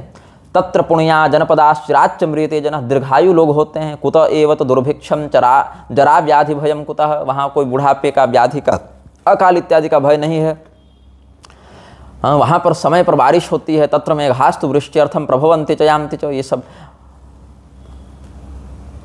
मेरु पर्वत का भी वहाँ पर उल्लेख इस प्रकार से किया गया है। कौन कौन से शिखर हैं सो बताया गया है। रैवतक इत्यादि का नाम वहाँ पर आता है। और अंत में जाकर कहते हैं कि यहाँ पर देव गंधर्व सिद्ध इत्यादि विहार करते हैं। गंगा जी की सप्त धाराएं यहाँ पर वर्णित हैं। एता सप्त महागंगा प्रतिवर्षम सियोदका भावयन्ति जनम सर्वम शाकद्वीप निवासिनम। आगे देखिए, इसी शाकद्वीप में क्या वर्णन है समाज का। तस्मिन् जनपदाः पुण्याः पर्वतांतरिते शुभाः वर्णाश्रम समाकिरणा देशास्ते सप्त वै स्मृता। शाकद्वीप में 7 देश हैं और उन 7 देशों में चातुर्वर्ण व्यवस्था है, चतुराश्रम मर्यादा है। वहाँ पर कोई म्लेच्छत्व का, यहाँ शक नाम के म्लेच्छ के कारण वो शाकद्वीप बना, ऐसी बात नहीं है। अभी तो वहाँ तो कोई लोभ, अहंकार, मोह, ईर्ष्या, घृणा इत्यादि है ही नहीं। सभी अपने अपने धर्म में लगे रहने वाले लोग हैं। अपने धर्म के माध्यम से एक दूसरे की रक्षा कर लेते हैं। वहाँ कोई पुलिस प्रशासन की भी आवश्यकता नहीं, क्योंकि वहाँ पर लोग स्वयं में इतने विवेकी और सदाचारी हैं, अपने सदाचार से ही अपनी रक्षा करते हैं। वहाँ कोई वर्ण संकरता भी नहीं है। ये शाकद्वीप का लक्षण बताया जा रहा है। वहाँ ये नहीं कि शक नामक वृक्ष शाकद्वीप में रहते हैं। ऐसा कहने वाला व्यक्ति स्वयं महामूर्ख है। स्वयं उसके रक्त की शुद्धि का परीक्षण किया जाना चाहिए जो मूर्ख ऐसा कहता है। तस्मिन् जनपदाः पुण्याः पर्वतांतरिते शुभाः वर्णाश्रम समाकिरणा देशास्ते सप्त वै स्मृताः न संकरश्चते स्वस्ति वर्णाश्रम कृतः क्वचित् धर्मस्य चाव्यभिचारा देकांत सुखिताः प्रजा न तेषु लोभो माया वा ईर्ष्या सूया धृतिः कुतः विपर्जयो न ते स्वस्ति एतत् स्वाभाविकम स्मृतम। उसमें कोई उल्टा आचरण नहीं देखने को मिलता, उनका स्वाभाविक सदाचार होता है शाकद्वीप में। करोत्पत्तिर्न ते स्वस्ति, वहाँ को टैक्स लेने की बात नहीं। न दंडो न च दंडकाः स्वधर्मेणैव धर्मज्ञास्ते रक्षन्ति परस्परम एतावदेव शक्यम वै तस्मिन् द्वीपे निवासिनाम। ये सब है। और आपको कुछ ऐसा ही प्रकरण थोड़े बहुत श्लोक भेद के साथ ब्रह्मांड पुराण में भी मिलेगा, जहाँ पर कहते हैं शाकद्वीपम प्रवक्ष्यामि यथावधिः निश्चयात् शृणुध्वं तु यथा तथ्यं ब्रुवतो मे यथार्थवत्। देवी भागवत और ब्रह्मवैवर्त पुराण के बहुत से श्लोकों में समानता है और वायु पुराण और ब्रह्मांड पुराण के बहुत से श्लोकों में समानता है। तो यहाँ भी कहते हैं तथा तत्रापि पर्वताः शुभ्राः सप्तैव मणिभूषणाः रत्नाकरास्तथा नद्यस्तेषां नामानि मे शृणु। ऐसे करते उससे पहले देखिए, तत्र पुण्या जनपदाश्चिरात्तु म्रियते जनः कुत एव च दुर्भिक्षम जरा व्याधि भयम कुतः। और आगे चलकर इसी प्रकरण में, इसी अध्याय में आप आगे देखेंगे तो वहाँ पर अलग अलग समुदाय का जहाँ वर्णन है, वहाँ वर्ण संकरता के बिना चारों वर्ण वहाँ सुखपूर्वक रहते हैं। वहाँ कोई व्यभिचार नहीं है, धर्म का कोई अतिक्रमण नहीं है, मर्यादा का कोई क्षय नहीं है। ये सब वहाँ बताया गया है। अपने धर्म से ही सभी रक्षा करते हैं। क्षीरोदेन समुद्रेण सर्वतः परिवारितः शाकद्वीपस्य विस्तारात् समेन तु समन्ततः तस्मिन् जनपदाः पुण्याः पर्वताः सरितः शुभाः वर्णाश्रम समाकीर्णा देशास्ते सप्त वै स्मृताः न संकरश्चते स्वस्ति वर्णाश्रम कृतः क्वचित् धर्मस्य चाव्यभिचाराद् एकान्त सुखिताः प्रजाः न तेषु लोभो माया वा ईर्ष्या सूया कृतः कुतः विपर्जयो न ते स्वस्ति कालात् स्वाभाविकं परं करावाप्तिर्न ते स्वस्ति न दंडो न च दंडकाः स्वधर्मेणैव धर्मज्ञास्ते रक्षन्ति परस्परम एतावदेव शक्यं वै तस्मिन् द्वीपे प्रभासितुम् एतावदेव श्रोतव्यं शाकद्वीप निवासिनां। तो यहाँ कहाँ शक म्लेच्छ का वर्णन है? यहाँ तो म्लेच्छ होते ही नहीं। शक छोड़ो, किसी जाति के म्लेच्छ का कोई वर्णन नहीं मिलता है शाकद्वीप में।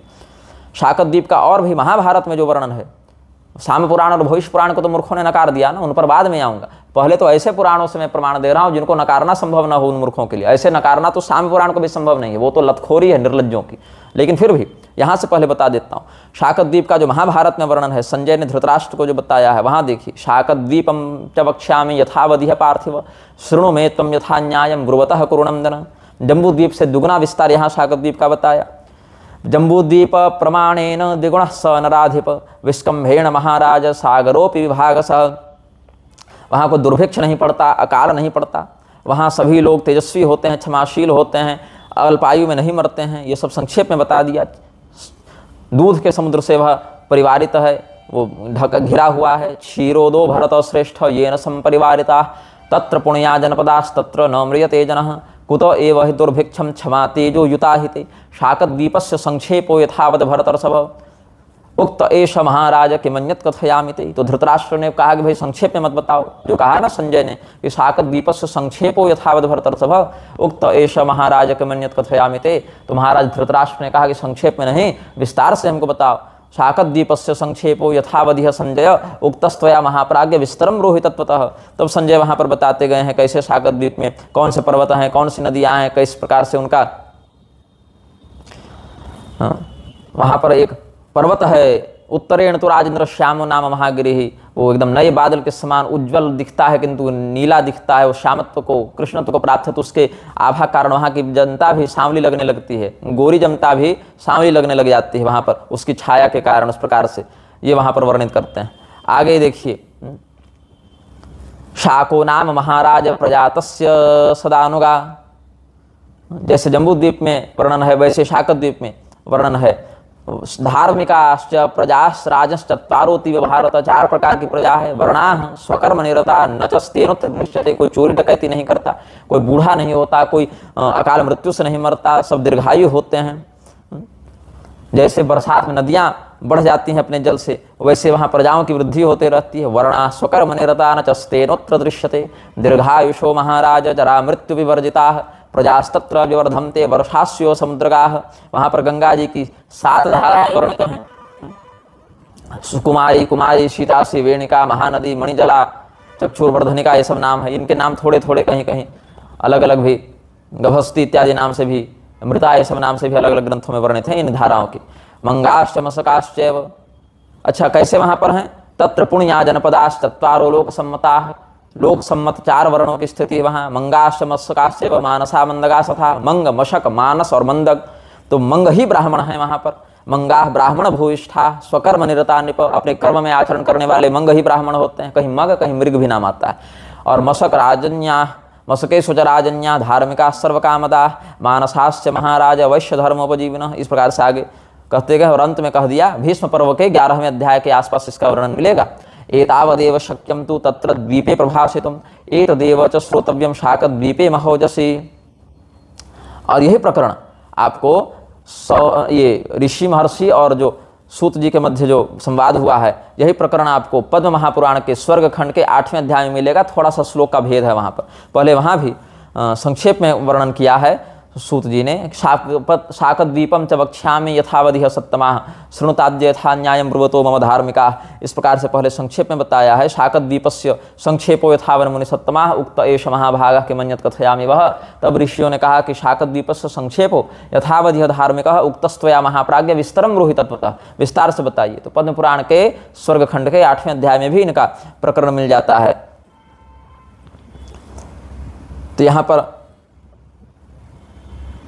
ब्राह्मणों को मृग संज्ञक, मग को मृग यहाँ पर कहा गया। मृगाश्च मशकाश्च एवं मानसा मंडकाश्च तथा मृगाश्च ब्रह्म भूयिष्ठा स्वकर्म निरता द्विजा मशकेषु तु राजन्या धार्मिका सर्वकामदा। शाकद्वीप में शक को ही ब्राह्मण माना गया या शक के रहने के कारण वो म्लेच्छ के कारण वो शाकद्वीप बना, ऐसा कोई प्रकरण ही नहीं है। ये मूर्खता है लोगों की जो अपनी अज्ञानता को शास्त्र की आड़ में सही सिद्ध करने का प्रयास करते हैं। तो शाकद्वीप का नाम शाकद्वीप बना कैसे? इसके लिए स्कंद पुराण के माहेश्वर खंड के कौमारिका खंडांतर्गत 37वें अध्याय को देखो, क्या कहते हैं। शाकद्वीपे च शाकोस्ति योजना नाम सहस्र, सहस्र योजन परिधि वाला शाक वृक्ष होने से, शाकद्रुम होने से वहां पर उसके कारण उसका नाम शाकद्वीप पड़ा है।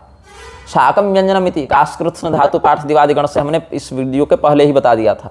शाकद्वीपे च शाकोस्ति योजनानां सहस्रकः तस्य नामना च तदवर्षम शाकद्वीपमिति स्मृतम। वहाँ शाकद्वीप का नाम शक वृक्ष के कारण नहीं बना, वहाँ शाकद्वीप का नाम शाक वृक्ष के कारण बना, शक वृक्ष के कारण नहीं। तस्य च प्रियव्रत एवाधिपतिर्नाम्ना मेधातिथिरिति तस्य पुरोजव मनोजव वेपमान धूम्रानीक चित्ररेफ बहुरूप विश्वचार संज्ञान पुत्र नामानि सप्तवर्षाणि। तो यहाँ भी भागवत महापुराण का ही भाव अनुसरण किया गया है। शाकद्वीपे च वर्ष ऋतवत सत्यव्रत अनुव्रत नामानो वाव्यात्मकम भगवंतम जपन्ति, ये सब। तो शाकत द्वीप ही वह स्थान है जहाँ सूर्यदेव के तेज को छीलने का काम किया है विश्वकर्मा ने, भ्रम यंत्र बनाकर खरादा है उनके तेज को। तो उसमें से कुछ तेजांश प्रभास क्षेत्र में ही पड़ा है। तो प्रभास क्षेत्र में भी सूर्यदेव का तीर्थ माना जाता है। स्कंद पुराण के ही प्रभास खंड के प्रभास क्षेत्र महात्म के अध्याय 13 में आप देखिए, देहावतारो देवस्य प्रभासेरकस्थलस्य च पुराणाख्यानमाचक्षे तव देवी यशस्विनी शाकद्वीपे महादेवी भ्रमिस्थस्य तदा रवेः वर्षाणां तो शतं साग्रं तक्ष्यमाणे विभावसौ यदाद्य भागजं तेजस्तत्र भासे पतत्प्रिये पतितं तत्र तत्तेजस्थलाकारं व्यजायत जाम्बूनदमयं देवी तत्पूर्वमभवच्छितौ। ये सब करते हुए सूर्यदेव का नाम सत्ययुग में हिरण्यगर्भ, त्रेता में सविता, द्वापर में भास्कर और कलयुग में अर्क, इस प्रकार से उस स्थल में उनकी पूजा होती है। तो ये भगवान सूर्यदेव का कहाँ पर तेज को निकाला गया विश्वकर्मा के द्वारा? शाकद्वीप में निकाला गया। वो शाकद्वीप में म्लेच्छ नहीं है, और यही कारण है शाकद्वीप में ही सूर्यवंशी ब्राह्मणों का यहाँ पर वर्णन किया गया। आगे तो आगे और आपको हम ग्रंथों से प्रमाण देते हैं, जो कि ब्रह्मपुराण के 32वें अध्याय में भी वर्णन है। विश्वकर्मात्मनुज्ञात शाकद्वीपे विवस्वता ततस्तथेति तम प्राह त्वष्टारं भगवान रविः ततो विवस्वतो रूपम प्रागासीत् परिमंडलम विश्वकर्मा तनुज्ञातः शाकद्वीपे विवस्वता भ्रमिमारोप्य तत्तेजशातनायोपचक्रमे। और इससे पहले 20वें अध्याय में देखिए, वहाँ पर शाकद्वीप का जहाँ वर्णन है वहाँ पर देखिए, शाकद्वीपेश्वरस्यापि भव्य सुमहात्मनः, ऐसे करते हुए चलेंगे अंत में। तो 71-72 श्लोक की ओर आगे जाइएगा तो मगाश्च, वहाँ धर्म हानि किसी की नहीं है, चारों पुरुषार्थों से युक्त चारों वर्णों की स्थिति है वहाँ पर। वर्षेषु ये जनपदाश्चतुर्थार्थ समन्विता नद्याश्चात्र महापुण्याः स्वर्गादभ्यत्य मेदिनीं धर्म हानिर्नते स्वस्ति न संघर्षो न शोक तथा। हर्ष शोक आदि से परे तटस्थ भाव से स्थित प्रज्ञ भाव से वहाँ सभी लोग रहते हैं। मर्यादा व्युत्क्रमश्चापि देशु देशेषु सप्तसु, अव्युत्कृत मर्यादा वहाँ पर है, मतलब वहाँ पर मर्यादा सुव्यवस्थित है, मर्यादा का कोई अतिक्रमण नहीं करता। मगाश्च मागधाश्चैव मानसा मंदगाश्च तथा, मग, मागध, मानस और मंदाग, ये 4 प्रकार के वहाँ पर लोग रहते हैं। वहाँ पर ब्राह्मण को ही मग कहा गया है। मगा ब्राह्मण भूयिष्ठा, मागधा क्षत्रियास्तु ते, वैश्यास्तु मानसास्तेषां, शूद्रा ज्ञेयास्तु मंदगा। और शाकद्वीप में सूर्य रूप से भगवान विष्णु की पूजा होती है। शाकद्वीपे स्थितेर विष्णु सूर्य रूप धरो हरिः, ये सब बातें हैं। तो शाकद्वीप तक वर्णाश्रम व्यवस्था, प्लक्ष जम्बूद्वीप पे तो है ही, प्लक्षद्वीप से शाकद्वीप पर्यंत भी चारों वर्णों की व्यवस्था है। या विष्णु पुराण के दूसरे अंश का अध्ययन करें, 4थे अध्याय का, वहाँ मिलेगा। हमने अभी विष्णु पुराण की कथा में भी वहाँ पर वर्णन किया है नर्मदापुरम में। हमारे चैनल पर जन्माष्टमी से वह कथा प्रसारित होने लगेगी। प्लक्षद्वीपादिषु ब्रह्मन् शाकद्वीपान्तिकेषु वै पंचवर्षसहस्राणि जना जीवन्ति नामया धर्मः पंचस्वथे तेषु वर्णाश्रम विभागसः वर्णाश्च तत्र चत्वारस्तान्निबोध वदामि ते। प्लक्षद्वीप से शाकद्वीप पर्यंत भी चारों वर्णों की स्थिति है, वहाँ दीर्घायु लोग रहते हैं। तो शाकद्वीप में कौन कौन से हैं? शाकद्वीपेश्वरस्यापि भव्यस्य सुमहात्मनः सप्तैव तनयास्तेषां 2 वर्षाणि सप्तसः। इसके आगे देखिएगा 63वें श्लोक में, शाकस्तत्र महावृक्षः सिद्धगंधर्वसेवितः यत्रत्यवात संस्पर्शाद् आह्लादो जायते परः। शाकद्वीप में शाक महावृक्ष के कारण वहाँ पर उसका नाम शाकद्वीप पड़ा। वहाँ पर अलग अलग सिद्ध गंधर्व ऋषि महर्षि रहते हैं। वहाँ पर पुण्य चरित्र वाले चारों वर्णों की स्थिति है। तत्र पुण्या जनपदाश्चातुर्वर्ण्य समन्विता, जिनकी धर्म हानि नहीं होती, कोई आपस में युद्ध नहीं होता, कोई उन जम्बूद्वीप शाकद्वीप के 7 देशों में कोई झगड़ा नहीं होता, कोई मर्यादा की हानि नहीं होती। मग, मागध, मानस, मंदक नामक 4 वर्ण हैं वहाँ पर, जिसमें मग ही वहाँ पर ब्राह्मण हैं, मतलब ब्राह्मणों को ही वहाँ पर उन क्षेत्रों की स्थिति में, उन द्वीपों की स्थिति में मग कहा जाता है। 5 अलग अलग द्वीपों की अलग अलग बात है। जम्बूद्वीप में तो है ही, आपको पता चल गया। अन्य लक्ष्य से लेकर शाकद्वीप के और 5 द्वीपों में भी जो व्यवस्था है, उसमें हर एक द्वीप में ब्राह्मण को क्या कहते हैं, क्षत्रिय को क्या कहते हैं, वैश्य शूद्र को क्या कहते हैं, इसका नाम बताया गया है, जिसका हमने प्रवचन भी किया है। वह वीडियो आप देख लीजिएगा। धर्म हानिर्नते स्वस्ति न संघर्षः परस्परम मर्यादा व्युत्क्रमो नापि तेषु देशेषु सप्तसु मगाश्च मागधाश्चैव मानसा मंदगास्तथा मगा ब्राह्मण भूयिष्ठा मागधाः क्षत्रियास्तथा वैश्यास्तु मानसास्तेषां शूद्रास्तेषां तु मंदगाः। शाकद्वीपे तु तैर्विष्णुः सूर्यरूप धरो मुने यथोक्त तैर्युज्यते सम्यक कर्मभिर्नियतात्मभिः। शाकद्वीपस्तु मैत्रेय क्षीरोदेन समावृतः शाकद्वीप प्रमाणेन वलयेनैव स्थितः। ये वर्णन है शिवपुराण की उमा संहिता में भी। शाकद्वीप में वही लोग रहते हैं जो स्वर्ग से आए हुए लोग हैं, स्वर्ग के पुण्य को पूरा करके फिर वहाँ शाकद्वीप में शेष पुण्य को भोगने के लिए आते हैं। शाकस्तत्र महावृक्ष सिद्ध गंधर्व सेवित। आपको शिव पुराण की उमा संहिता में वर्णन मिलेगा। तत्र पुण्या जनपदाश्चातुर्वर्णे समन्विता। आगे उसी अध्याय में देखिएगा तो 56वें श्लोक में देखिए 57वें में महिधरा तथा संते शतशोथ सहस्रशः धर्म हानिर्नते स्वस्ति स्वर्गादागत्य मानवाः वर्षेषु तेषु पृथिवीं विहरन्ति परस्परम्। शाकद्वीपे तु वै सूर्यः प्रीत्या जनपदैः सदा यथोक्तैर्युज्यते सम्यक् कर्मभिर्नियतात्मभिः। भविष्य पुराण में भी शाकद्वीप में शक संज्ञक वृक्षों की बात नहीं बताई गई है। शक संज्ञक वृक्षों की बात वहाँ नहीं है। वहाँ पर सूर्य गरुड़ेन पुरा प्रोक्तम भोजकानाम महात्मनाम सूर्य शर्म सुखादीनाम शाकद्वीपे महीपते, जहाँ पर शांति कर्म का वर्णन है, शांति व्रत का वर्णन है। सप्तमी कल्प के अंतर्गत भविष्य पुराण के ब्रह्म पर्व में वहाँ पर भोजक महात्मा भोजक जो शाकद्वीप निवासी हैं, सूर्यदेव के उपासक हैं, सूर्य सौर धर्म के अंतर्गत चलते हैं, ऐसे भोजकों को गरुड़ जी के द्वारा उपदेश दिया गया है। कहीं भोजक, कहीं अर्चक, कहीं याजक, कहीं मग, कहीं मंग, कहीं मृग, कहीं ऋतव्रत, सत्यव्रत आदि नामों से उनका लक्षण बताया गया है। तो भविष्य पुराण के ब्राह्म पर्व के अंतर्गत भी आपको यही बात मिलेगी। विश्वकर्मा ह्यनुज्ञात शाकद्वीपे विवस्वतः भ्रमिमारोप्य तत्तेज शातयामास तस्य वै आजानुलिखितश्चासो निपुणं विश्वकर्मणा लेखनम नाभ्यनम दत्तु ततस्तेन निवारितः।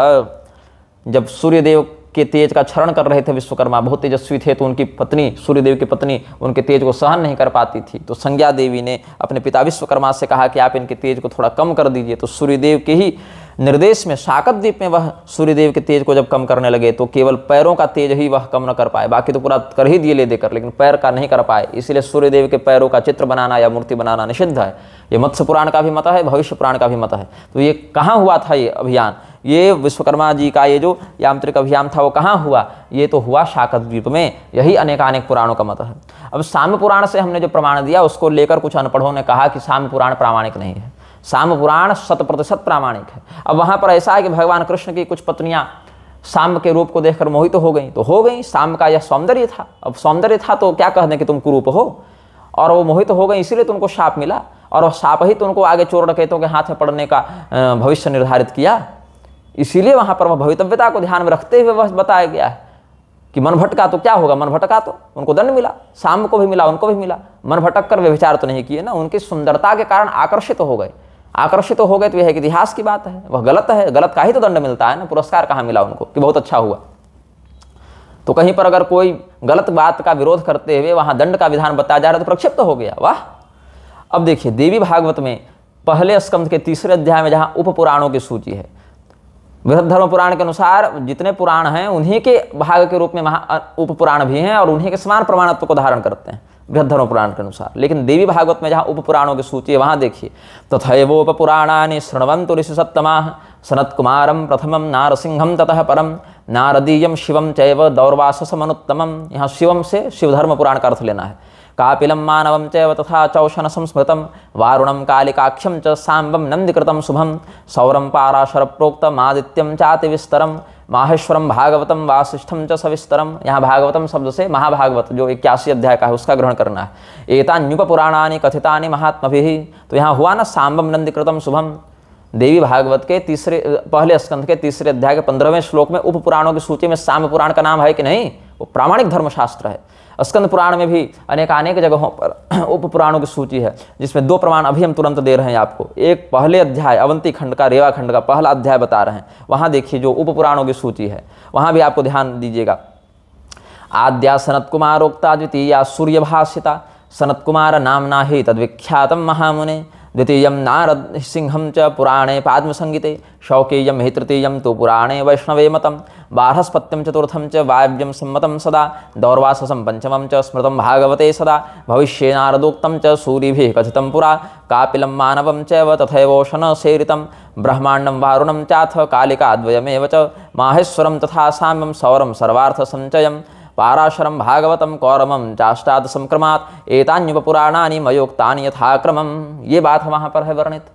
ये स्कंद पुराण के अवंती खंड के अंतर्गत हमने आपको बता दिया। और यत्र सांबं पुरस्कृत्य भविष्यति कथानकं प्रोच्यते तत्पुनर्लोके सांबमेतन् मुनिव्रताः। सांब को मध्य में रखकर, सांब के चरित्र को केंद्र में रखकर जो कथानक का वर्णन किया गया मुनियों के द्वारा, उसको हे ऋषियों तुम साम्य पुराण के रूप में जानो, ऐसा मत्स्य पुराण के 53वें अध्याय का वचन है।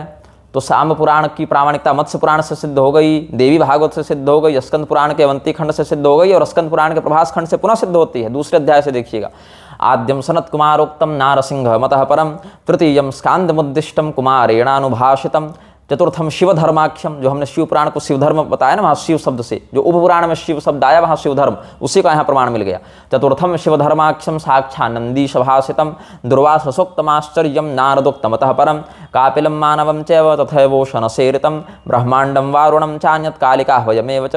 यहाँ वरुण पुराण को भी उपपुराण में प्रामाणिकता से गिना है, वरुण पुराण में भी साम पुराण को गिना है, पराशर पुराण में भी साम पुराण को गिना है, वहाँ से भी प्रमाण दूंगा। और वरुण पुराण, पराशर पुराण, साम पुराण इत्यादि को यहाँ भी उपपुराण में स्कंद पुराण मान्यता दे रहे हैं। माहेश्वरम तथा सांबम सौरम सर्वार्थ संचयम, पराशरोक्तम परमम मारीचम भार्गवाह्वयम, एतान्युपपुराणानि कथितानि द्विजोत्तमाः। और फिर कुरु पुराण के पूर्व भाग के प्रथम अध्याय में ही आपको मिलेगा, प्रारंभ में ही कुरु पुराण का आप देखिएगा। और ये प्रमाण अनेकानेक पूर्वाचार्यों ने उद्धृत किया है अपने ग्रंथों में। वीर मित्रोदय देखिए, चाहे रघुनंदन भट्टाचार्य को पढ़िए, चाहे वीर मित्रोदय में भी पहला दूसरा दोनों भाग में दिया है उन्होंने। और अन्य धर्म ग्रंथों में शब्द कल्पद्रुमादि देखिए, वहाँ भी कुरु पुराण के इस वचन को प्रामाणिक रूप मानकर उपपुराणों की सूची बताई गई है। कुरु पुराण में क्या कहते हैं, अन्यान्युपपुराणानि मुनिभिः कथितानि तु अष्टादश पुराणानि श्रुत्वा संक्षेपतो द्विजाः, आद्यम सनत्कुमारोक्तम नारसिंहमतः परम, नृसिंह पुराण, सनत कुमार पुराण ये सबका। तृतीयम स्कांदमुद्दिष्टम कुमारेण तु भाषितम, चतुर्थम शिवधर्माख्यम साक्षानंदी सभाषितम, दुर्वासोक्तमाश्चर्यम नारदीयमतः परम, कापिलम वामनं चैव तथैवोशनसेरितम, ब्रह्मांडं वारुणं चैव कालिकाह्वयमेव च, माहेश्वरं तथा सांबं सौरं सर्वार्थ संचयं, पराशरोक्तम मारीचम भार्गवाह्वयम। तो पराशर पुराण, मारीच पुराण, भार्गव पुराण ये सबको भी प्रामाणिक, माहेश्वर पुराण, साम पुराण, सौर पुराण, कालिका पुराण, वारुण पुराण ये सबको भी वहाँ उपपुराणों में गिना गया है। और आगे आपको नीलकंठ शैवाचार्य, जो शैवों के बहुत बड़े आचार्य हुए हैं, उन्होंने क्रियासार नामक ग्रंथ में बहुत से प्रामाणिक धर्मशास्त्रों की जहाँ सूची दी है, वहाँ भी उन्होंने साम पुराण का नाम बहुत ही सम्मान के साथ लिया है। आप देखें क्रियासार में नीलकंठ शैवाचार्य क्या वर्णित कर रहे हैं क्रियासार ग्रंथ में। और भी अन्य ग्रंथों से बताऊंगा, पराशर पुराण और इनका बता देता हूं। पहले पराशर पुराण से भी देख लीजिए, पहले अध्याय के ही 28वें से 33वें श्लोक तक आपको, 33वां भी नहीं जाना है, 31वें तक ही मिल जाएगा आपको। 28, 29, 30, 31 4 श्लोक जो है पराशर पुराण के पहले अध्याय के ही, वो भी उपपुराण के रूप में मान्य है। अन्य धर्मशास्त्रों में जहाँ जहाँ हमने आपको अभी तक उपपुराणों की सूची बताई, सब जगह पराशर पुराण को मान्यता है। अथान्युपपुराणानि चक्रुः सारतराणि वै, कैसे हैं उपपुराण, सारतर हैं, मतलब धर्मशास्त्रों का सार मिलेगा यहाँ। जो महापुराणों का सार है वही उपपुराणों में प्राप्त होता है। अथान्युपपुराणानि चक्रुः सारतराणि वै, आद्यम सनत्कुमारोक्तम नारसिंहम ततः परम, नांदाख्यम शिवधर्माख्यम दौर्वासम नारदीयकम, कापिलम मानवम चैव तथैवोशनसेरितम, ब्रह्मांडम वारुणम कालीपुराणाख्यम तथैव च, वासिष्ठम लिंगसंज्ञम च, सांबम सौरम तथैव च, सांबम सौरम तथैव च, साम पुराण, सौर पुराण। और अंत में पराशर समाख्यम च मारीचम भार्गवाह्वयम, उसमें यह पराशर पुराण है। पराशर समाख्यम तो पुराण में उत्तमम। और आपको वरुण पुराण में भी इसका आपको मिल जाएगा प्रमाण, जहाँ वरुण पुराण में कहते हैं कि साम पुराण जो है वह प्रामाणिक उपपुराणों में परिगणित है। ये वरुण पुराण के प्रारंभ में ही कहते हैं, अन्यान्युपपुराणानि मुनयः प्रवदन्ति, आद्यम कुमार कथितम, मतलब सनत कुमार कथितम, नृसिंहम नारदीयकम, वासिष्ठलिंगम मारीचम नंदाख्यम भार्गवम तथा माहेश्वरम तौसनस मादित्यम च गणेशकम। यहाँ गणेश पुराण का भी नाम आया उपपुराण में। कालियम कापिलम चैव, कालियम मतलब कालिका पुराण, काली पुराण, कालियम कापिलम चैव दुर्वासम शिवधर्मकम, पराशरेण कथितम, सांबम वारुणमेव च, इदमस्तत् साक्ष्यम यद वारुणम मत प्रभासितम। ये सब उपपुराणों की सूची मिल गई। और बहुत से धर्म ग्रंथों में जहाँ वर्णन है, कुरु पुराण का संदर्भ आपको नित्याचार प्रदीप में भी मिलेगा। कुरु पुराण के आधार पर रघुनंदन जी ने स्मृति तत्व ग्रंथ लिखा, मलमास तत्व, उस प्रकरण में वीर मित्रोदय में भी मिलेगा, परिभाषा प्रकाश में, या वीर मित्रोदय के परिभाषा प्रकाश में ब्रह्मवर्त पुराण के अनुसार भी एक मिलता है, लेकिन कुरु पुराण के अनुसार भी है वहाँ पर वर्णित। और चतुर्वर्ग चिंतामणि जो हेमाद्रि का है, हेमाड़ पंथ का, महाराष्ट्र के बहुत बड़े विद्वान हुए, उनका भी कुरु पुराण के आधार पर ही वर्णन किया है उन्होंने उपपुराणों का। वो चतुर्वर्ग चिंतामणि के दोनों भागों में प्राप्त होता है। शब्द कल्पद्रु में भी कुरु पुराण का अनुसरण किया गया है। स्कंद पुराण की सौर संहिता में भी जहाँ उपपुराणों की सूची है, वहाँ भी साम पुराण का नाम लिया गया है। स्कंद पुराण के रेवाखंड से हमने बता ही दिया, स्कंद पुराण के प्रभास खंड से श्लोक सहित बता ही दिया। स्कंद पुराण की सूत संहिता में जहाँ शिव जी का महात्म्य वर्णित है वहाँ से भी आप देख लें तो वहाँ भी साम पुराण का आपको नाम मिलेगा। गरुड़ पुराण में भी आपको नाम मिलेगा साम पुराण का। पद्म पुराण के पाताल खंड में जो सूची दी है वहाँ भी आपको साम पुराण का नाम मिलेगा। देवी भागवत में आपको बता ही दिया, बृहद्धर्म पुराण में भी वह सूची है, पराशर पुराण से बता ही दिया। विंध्य महात्म्य जो औसनस पुराण का है वह भी हमारे पास प्रकाशित रूप में उपलब्ध है, वहाँ भी साम पुराण का नाम प्राप्त है। और जो गोपाल दास ने भक्ति रत्नाकर लिखा है वहाँ ब्रह्मवैवर्त पुराण के अनुसार सूची बताई है, वहाँ भी साम पुराण का उद्धरण प्राप्त होगा, साम पुराण का नाम मिलेगा। मधुसूदन सरस्वती जो अद्वैत मत के इतने बड़े आचार्य हुए, उन्होंने प्रस्थान भेद ग्रंथ में साम पुराण का नाम महाअद्भुत पुराण के रूप में सौर पुराण का और उससे पहले साम पुराण का उन्होंने वर्णन किया है। और एकाम्र पुराण में भी साम पुराण का वर्णन मिलेगा। वरुण पुराण से हमने आपको उदाहरण दे ही दिया। तो साम पुराण सर्वथा प्रामाणिक ग्रंथ है। जो साम पुराण को प्रामाणिक नहीं मानता वह व्यक्ति मेरी दृष्टि में धर्मद्रोही, शास्त्रद्रोही, ब्रह्म हत्यारा है। उसको धर्मशास्त्रों की परंपरा का कोई बोध ही नहीं है। अब एक प्रकरण लोगों को भ्रम क्या उत्पन्न करता है, साम पुराण के 11वें अध्याय में एक श्लोक है जो 41वां श्लोक है, उसमें कहते हैं विश्वकर्माभ्यनुज्ञात शकद्वीपे विवस्वतः भ्रमिमारोप्य तत्तेज शांतयामास तस्य वै। तो यहाँ पर लोग इस श्लोक के आधार पर कह सकते हैं कि शकद्वीप क्यों नाम है, क्योंकि वहाँ शक रहते हैं। यहाँ शाकद्वीप तो शब्द आया नहीं श्लोक में, यहाँ तो शकद्वीप है, तो शाकद्वीप क्यों नहीं कहा? अवश्य ही यहाँ शक रहते होंगे इसलिए शकद्वीप कहा, इसलिए इस श्लोक से सिद्ध होता है। लेकिन वही समझेंगे। यहाँ चौखंभा ने जो एस खंडेलवाल की एसएन श्रीनाथ खंडेलवाल नाम था शायद, अब तो ऊपर लोग चले गए वो, तो एसएन खंडेलवाल के द्वारा जो संपादित किया गया है साम पुराण चौखंभा से जो प्रकाशित है, वहाँ टंकन दोष है, वो प्रिंटिंग मिस्टेक है। तो वहाँ शकद्वीप नहीं शाकद्वीप ही शब्द होगा। अब कहेंगे कि ये तो मनमानी बात कर रहे हो, तो नहीं, सुनो, उसी के नीचे वाली पंक्ति में, उसी श्लोक में जहाँ ऊपर में शाकद्वीपे को शकद्वीपे लिख दिया है, उसी के नीचे शांतया मास को शांतय मास लिख दिया है।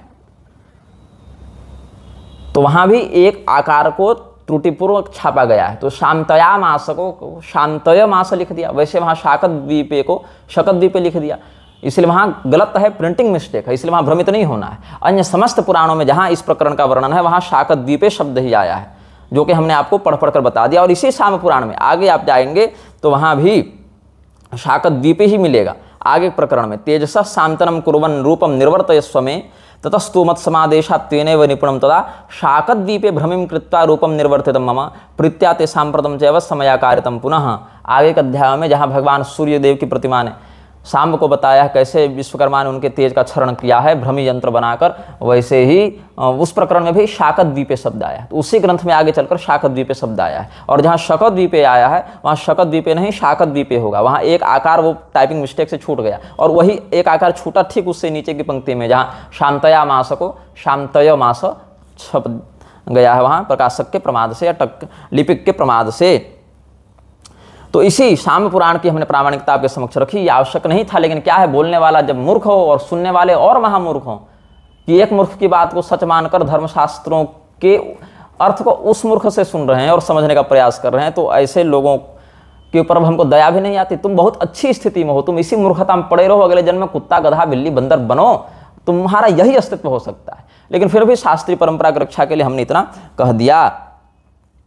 तो क्या हुआ, शाकद्वीप में जाकर ब्राह्मणों को लाने की जब बात हुई तो यहाँ पर प्रतिमा ने कहा कि मेरी पूजा के लिए तुम शाकद्वीप जाओ, यहाँ से लवणोदात परे पारे क्षीरोदेन समावृतम, खारे समुद्र नमकीन समुद्र से पार जहाँ दूध का समुद्र मिलेगा उससे घिरा हुआ एक द्वीप है, वहाँ तुमको वो मिलेंगे। जम्बू द्वीपात परम तस्मात् शाकद्वीप इति श्रुतः, जम्बू द्वीप के पार शाकद्वीप प्रसिद्ध है, वहाँ जाओ, वहाँ पर चारों वर्णों की स्थिति है। तत्र पुण्या जनपदाश्चातुर्वर्ण समाश्रिता मगाश्च मामगाश्च व मानसा मंदगास था, वहाँ चार लोग मिलेंगे, मग, मामग, मानस और मंदक। उसमें मग ही वहाँ ब्राह्मण हैं। मगा ब्राह्मण भूयिष्ठा मामगा क्षत्रियास तथा वैश्यास्तु मानसा ज्ञेया शूद्रास तेषां मंदगा। और वहाँ कोई वर्ण संकरता नहीं है, सभी अपने वर्णाश्रम के अनुसार रहते हैं। मतलब ब्राह्मण के जितने कर्तव्य हैं सब ही मगों के ऊपर से यथावत लागू होते हैं। न तेषां शंकरः कश्चित् वर्णाश्रम कृतः क्वचित् धर्मस्या व्यभिचारित्वादेकांते सुखिता प्रजा तेजश्चास्मदीयस्य निर्मिता वै पुरा मया। वहाँ भी चारों वेदों को हमने उनको पढ़ाया है। तेभ्याम वेदाश्च चत्वारः सरहस्यामयिता, ये सब, और वो सब ब्राह्मणों को तुम यहाँ पर लेकर आओ। तन मगान मम पूजार्थम शाकद्वीपादिहानय, तब वहाँ से मग संज्ञक ब्राह्मणों को वो लेकर आए। मगा ब्राह्मण भूयिष्ठा से मगों को ब्राह्मण ही बताया गया, शक जाति का म्लेच्छ नहीं बताया गया है मूर्खों। तो यहाँ पर उन मगों को उन्होंने देखा और 18 कुलीन ब्राह्मणों को यहाँ पर लेकर आए, जो अपनी पत्नी और बच्चों के साथ आए। अष्टादश कुलानि यह मगानाम वेदवादिनाम यास्यम तिजत्वया सार्धम यत्र सन्निहितो रविः। और वहाँ पर फिर सपुत्रदार संयुक्तो पूजा यज्ञाय चागतः, ये सब वर्णन है। तो ये जो मकार ध्यान योगाच्य मगा हेते प्रकृतिता, मकार का ध्यान करने से ये मग कहलाते हैं। मकार कौन है? ध्यायम तेच मकारम ये ज्ञानम तेषाम सदात्मकम। मकार क्या है? ओंकार के ऊपर जो ओंकार में बिंदु लग रहा है ना, वही अक्षरम चैव ओंकारम सार्धमात्रा द्वयस्थितम वदंती चार्धमात्रस्थ मकारम व्यंजनात्मकम। और वो म के बाद जो अर्धमात्रिक जो उच्चारण होता है वह मकार ब्रह्मवाचक है, तुरीय पदवाचक है। उसका ध्यान करने से, ब्रह्म चिंतन करने से इनको मग कहा जाता है। ये अर्थ होता है मग शब्द का मूर्खों, ये अर्थ होता है। और याजक या भोजक क्यों कहते हैं? तो भोजयंतिम सहस्रांशुम तेन ते भोजका स्मृता, ये भविष्य पुराण में है। और यहाँ याजक कहा गया है कि ये यजंती सहस्रांशुम तेन ते याजका स्मृता। ये सब श्रेष्ठ ब्राह्मणों में परिगणित हुए हैं।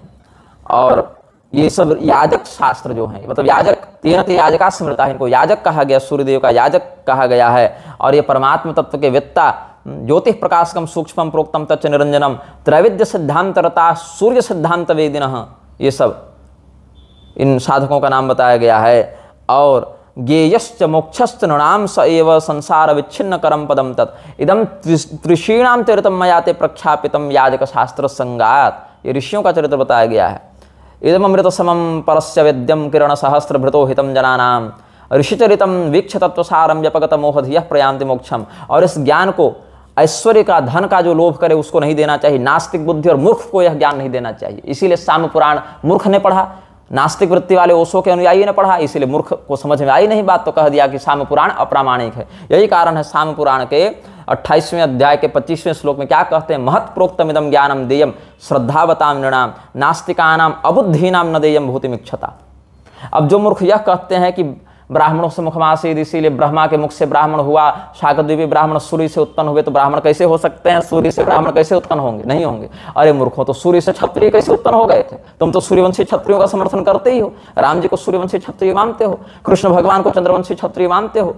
तो कृष्ण भगवान और सूर्य जो राम भगवान जो सूर्यवंश चंद्रवंश इत्यादि में आए हैं, तो वहां पर भी तो उन क्षत्रियों का प्रादुर्भाव भुजा से नहीं बताया गया, चंद्रमा से बताया गया। चंद्रमा अत्रि जी के पुत्र हैं, और इधर चंद्रमा के पुत्र बुध, और वहां से फिर बुध पुत्र पूर्वा के माध्यम से चंद्रवंशी क्षत्रिय आगे बढ़े हैं। और इधर सूर्यदेव के से मनु और मनु शिक्षाकों के माध्यम से सूर्यवंशी क्षत्रिय बढ़े हैं। जब सूर्यदेव स्वयं अपने मुख से कह रहे हैं कि सृजामि प्रथमम वर्णम मग संज्ञमनोपमम, अनुपम जिसकी कहीं उपमा नहीं, ऐसे अनुपम प्रथम वर्ण को, ब्राह्मण वर्ण को मैं बना रहा हूं, तो तू होता कौन है ये कहने वाला कि सूर्यवंशी ब्राह्मण नहीं होते? अब तू बताएगा हमें कि सूर्यवंशी ब्राह्मण होते हैं कि नहीं। सूर्यदेव के वंश में उत्पन्न जिनको भगवान सूर्य ने अपने पुत्र के रूप में उत्तराधिकार प्रदान किया, उनको तू हटाने चला है। अब तो ऐसे तो भगवान श्री रामचंद्र जी को भी कल तू गाली देगा कि ये क्षत्रिय सूर्यवंशी नहीं हो सकते, क्योंकि क्षत्रिय तो भुजा से उत्पन्न होने वाले होंगे। अरे वहां ब्राह्मण क्षत्रिय वैश्य शूद्रादि का जो विराट पुरुष से उद्भव बताया गया वह भी साधु है। और अलग अलग कल्प भेद, मनवंतर भेद से अलग अलग मनवंतरों में जब रचना होती है तो वहां भी अलग अलग प्रकार से उन वर्णों का फिर प्राकट्य होता है। इसके लिए वाल्मीकि रामायण का मैं देता हूं, मनुर मनुष्याम जनयत कश्यपस्य महात्मनः। एक तो जो मनु मनवंतराधिपति होते हैं वो होते हैं, कश्यप जी की एक पत्नी का भी नाम मनु है जिससे मनुष्य उत्पन्न हुए हैं। वहां से भी चारों वर्णों की उत्पत्ति बताई गई है।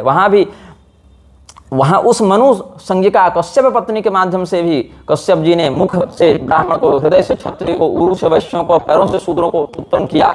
मनुर मनुष्याम जनयत कश्यपस्य महात्मनः ब्राह्मणान क्षत्रियान वैश्यान शूद्रांश्च मनुजर्षभ मुखतो ब्राह्मणा जाता उरसः क्षत्रियास्तथा उरुभ्याम जग्गिरे वैश्याः पदभ्याम शूद्रा इति श्रुति।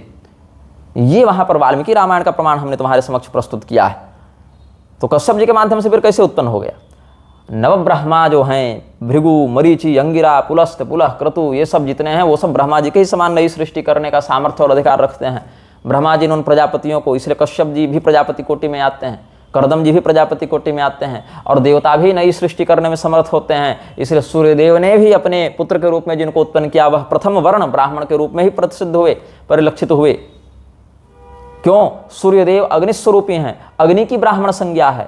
इसीलिए अग्नि, सोम और सूर्य तीनों ज्योतिष्मान तत्वों से भी ब्राह्मणों का उद्भव बताया गया है। इसीलिए आत्रेय ब्राह्मण भी चंद्रवंशी ब्राह्मण भी होते हैं जो आत्रेय होते हैं, कृष्णात्रेय होते हैं, चांद्रायण इत्यादि जिनकी संज्ञा हो जाती है, वह भी चंद्रवंश के अंतर्गत आते हैं।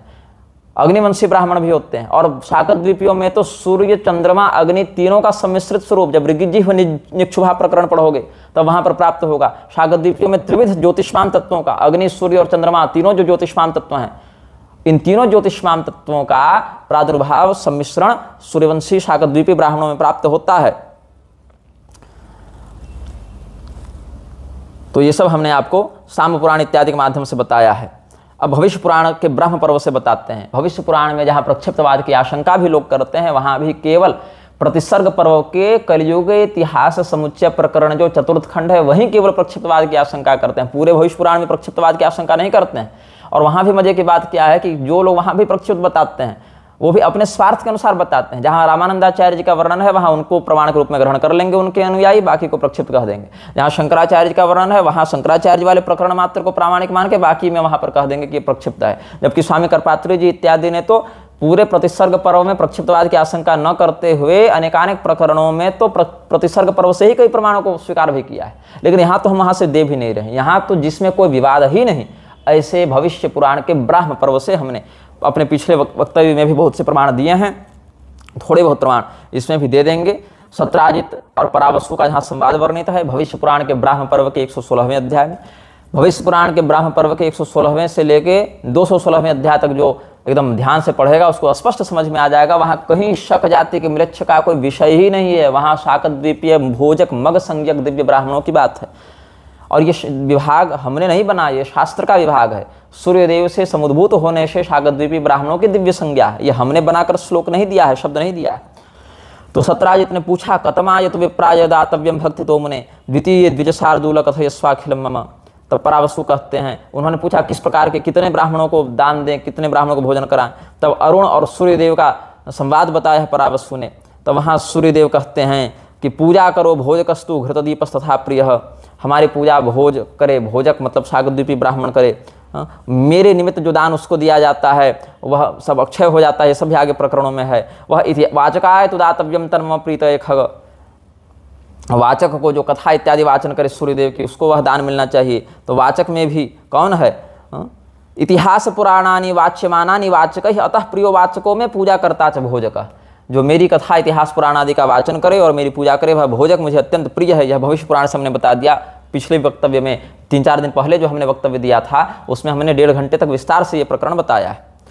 और जहाँ पर शाकत द्वीपी ब्राह्मणों का जन्म हुआ, जहाँ पर मग संज्ञक ब्राह्मणों को प्रकट किया है सूर्यदेव ने अपने अंश से, वहाँ भी कहते हैं पितास्माकं भवाम देवो वयम पुत्रा न संशयः इत्युक्तवन्तस्ते सर्वे मयोक्ता देव संभवा। जहाँ भगवान ने उत्पन्न किया वहाँ पर उन लोगों ने कहा, हे पिताजी, हे सूर्यदेव, आप हमारे पिता हैं, हम आपके पुत्र हैं। देव संभवाह, देवता से उत्पन्न, सूर्यदेव से उत्पन्न उन ब्राह्मणों ने ऐसा कहा। तब क्या कहते हैं सूर्यदेव, वहाँ जो शाकत द्वीप में राजा मेधातिथि ने मंदिर बनवाया था ना सूर्यदेव का, और वहाँ पर पूजा करने के लिए उनको सूर्यार्चा में अधिकृत ब्राह्मण की आवश्यकता थी। तब उनको उत्पन्न करके सूर्यदेव ने मग संज्ञक ब्राह्मणों को दिया प्रियव्रत के पास और कहा कि ये ब्राह्मणों में श्रेष्ठ हैं। एते मत्सुता राजन अर्घ्या ब्राह्मण सत्तमाह कारयंतु प्रतिष्ठा में सर्वैरेभिर्महीपते। और हमारे जो दान द्रव्य मंदिर इत्यादि की संपत्ति होगी उसके अधिपति यही होंगे, इनको देवलत्व दोष नहीं लगेगा। कैसे? यथाधिकारी पुत्रस्तु पितृद्रव्यस्य वै भवेत् तथा मदीय वित्तस्य भोजकाश्वर्ण संशयः। पिता की संपत्ति का अधिकार जैसे पुत्र को होता है, उसी प्रकार से पैतृक संपत्ति होने से सूर्यदेव के मंदिर में आने वाले दान दक्षिणा इत्यादि के अधिकारी होंगे। ये सूर्यदेव ने स्वयं कहा है। सूर्यदेव के वचनों के ऊपर तुम्हारा वचन तो होगा नहीं कम से कम। तो एवमेति मया सृष्टा भोजका गरुडाग्रज अहमात्मा ततो ह्येषां सर्वे सुमनसस्तथा मत्पुत्रेण समाज्ञेया तथा मम हिता सदा तस्मात् तेभ्यः प्रदातव्यम न हर्तव्यम कदाचन। हे अरुण, हे गरुड़ के बड़े भाई, इस प्रकार से हमने भोजक संज्ञक उन ब्राह्मणों को जन्म दिया है। वो हमारे पुत्र हैं और हमारे अनुकूल हैं, इसलिए उनको सदैव सम्मानित और दान इत्यादि से संतुष्ट करना चाहिए। उनके धन का अपहरण नहीं करना चाहिए। अगर कोई मूर्ख इस प्रकार से भोजकों के धन का हरण करता है, सयाति नरकम घोरम तामिश्रम शाश्वती समाह, वो दीर्घ काल तक, चिरकाल तक, अगणित काल तक तामिश्रादि नरकों में जाता है। इसीलिए यत् तस्माद् ग्रामादिकम द्रव्यम यत्किंचिन मम विद्यते तत्सर्वम भोजकस्वम ही पितृपर्यागतम मम। ये सब। और आगे उस प्रकरण में क्या कहते हैं? ब्राह्मणों की पूजा सम्मान तो करना ही चाहिए, लेकिन विशेष करके मेरे पुत्रों के जो रूप में प्रतिष्ठित है ऐसे मग संज्ञक, भोजक संज्ञक ब्राह्मणों का विशेष सम्मान करना चाहिए, क्योंकि उनके क्रोध से व्यक्ति के सर्वस्व का हरण होता है। ईदृक् भूतो भोजकों में प्रेयान पूजा कर सदा। तो वहाँ इस प्रसंग से ठीक पहले यह भी बताया कि शाकद्वीपी ब्राह्मणों को कैसा होना चाहिए, क्या भक्षण करना है, क्या नहीं करना है, कैसे पूजा करनी है, कैसे चरित्रवान बने रहना है। ये नहीं कि दारू पीकर सोए हुए हैं, व्यभिचार में लगे हुए हैं तो पूजनीय हो गए, वो भी नहीं कहा है सूर्यदेव ने। कैसे शाकद्वीपी ब्राह्मणों का सदाचार होना चाहिए यह भी सूर्यदेव ने कहा, और उन अनुशासन मर्यादाओं के अंतर्गत जो प्रतिष्ठित है ऐसा शाकद्वीपीय भोजक ब्राह्मण ईदृक् भूतो भोजको में प्रेयान पूजा कर सदा सन्मान्य पूजनीयश्च विप्रादीनां यथास्म्यहम् यः करोत्यवमानं तु वृत्तिरूपं तु भोजके तथा हम रोषमित्यासु कुलम हन्मि समं। ततः सूर्यदेव स्वयं उसके अपमान को अपना अपमान समझते हुए अपमानकर्ता को दंड देते हैं। प्रियो में भोजको नित्यम यथातम विनयता सुत। जब अनेक जन्मों के पाप एक साथ जन्म लेते हैं तब व्यक्ति सूर्यद्रोह करता है, और जब अनेक जन्म के पुण्य एक साथ उदित होते हैं तब उसमें सूर्य भक्ति और शाकद्वीपी ब्राह्मणों के प्रति श्रद्धा का उदय होता है। यह भी आपको भविष्य पुराण के ब्राह्म पर्व के 120वें अध्याय में प्राप्त होगा। अनेक जन्म संसार चित्ते पाप समुच्चय नाक्षीणे जायते पुंसाम मार्तंडाभिमुखी मते प्रद्वेषम याति मार्तंडे द्विजान वेदांश निंदति यो नरस्तम विजानी या दसुरांश समुद्भवम।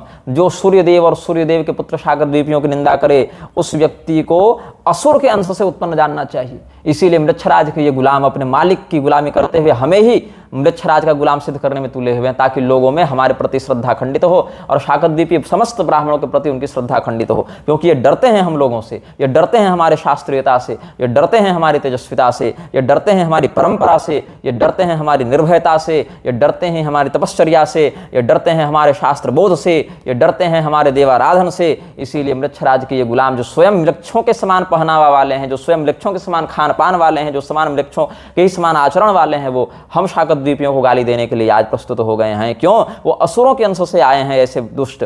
यो नरस्तम विजानीयात् असुरांश समुद्भवम्। तब क्या होगा? पाखंडे सुरति पुंसाम हेतुवादानुकूलता जायते दंभ मायाम पतितानाम दुरात्मनाम। ऐसे दुरात्मा लोगों के, पतित लोगों के मन में पाखंड के प्रति दुर्वृत्ति बढ़ जाती है, और जब पाप का नाश होता है तब यज्ञ पुरुष भगवान में, तब शाकद्वीपी ब्राह्मणों में या अन्य ब्राह्मण और वेद इत्यादि मर्यादा में भी उनकी श्रद्धा बढ़ती है। यदा पापक्षय पुंसाम तदा वेदद्विजातिषु भानो च यज्ञ पुरुषे श्रद्धा भवति नैष्ठिकी यदा स्वल्पावशेषस्तु नराणां पाप संचयः तदा भोजक विप्रेषु भानो पूजां प्रकुर्वते। फिर वैवस्वत भाव को धारण करके जो पूजा करने का विधान है, सूर्य को अपने अंदर प्रतिष्ठित करते हुए, उसमें भी देखिए यो भोजक द्विजाम देवा नित्यमेव नमस्यति न च भोक्ता परस्वादिर विष्णु वैवस्वतो हि सह। हे कृष्ण भगवान, हे विष्णु भगवान, यहाँ पर विष्णु भगवान के प्रति संवाद हो रहा है ना। एक प्रकरण यह भी आया है, जो सदैव भोजक ब्राह्मणों को और देवताओं को नित्य प्रणाम करता है वह भी सूर्य तत्व से युक्त होने लगता है, वह भी तेजस्वी होने लगता है। सर्वान् देवान् रविं व्यक्ति सर्वान् लोकांश भास्करम तेभ्यश्चानन्यमात्मानं कृष्ण वैवस्वतो हि सह। जो सभी देवताओं को और सभी लोगों को सूर्य रूप देखता है उसमें भी सूर्य तत्व प्रतिष्ठित होने लगता है।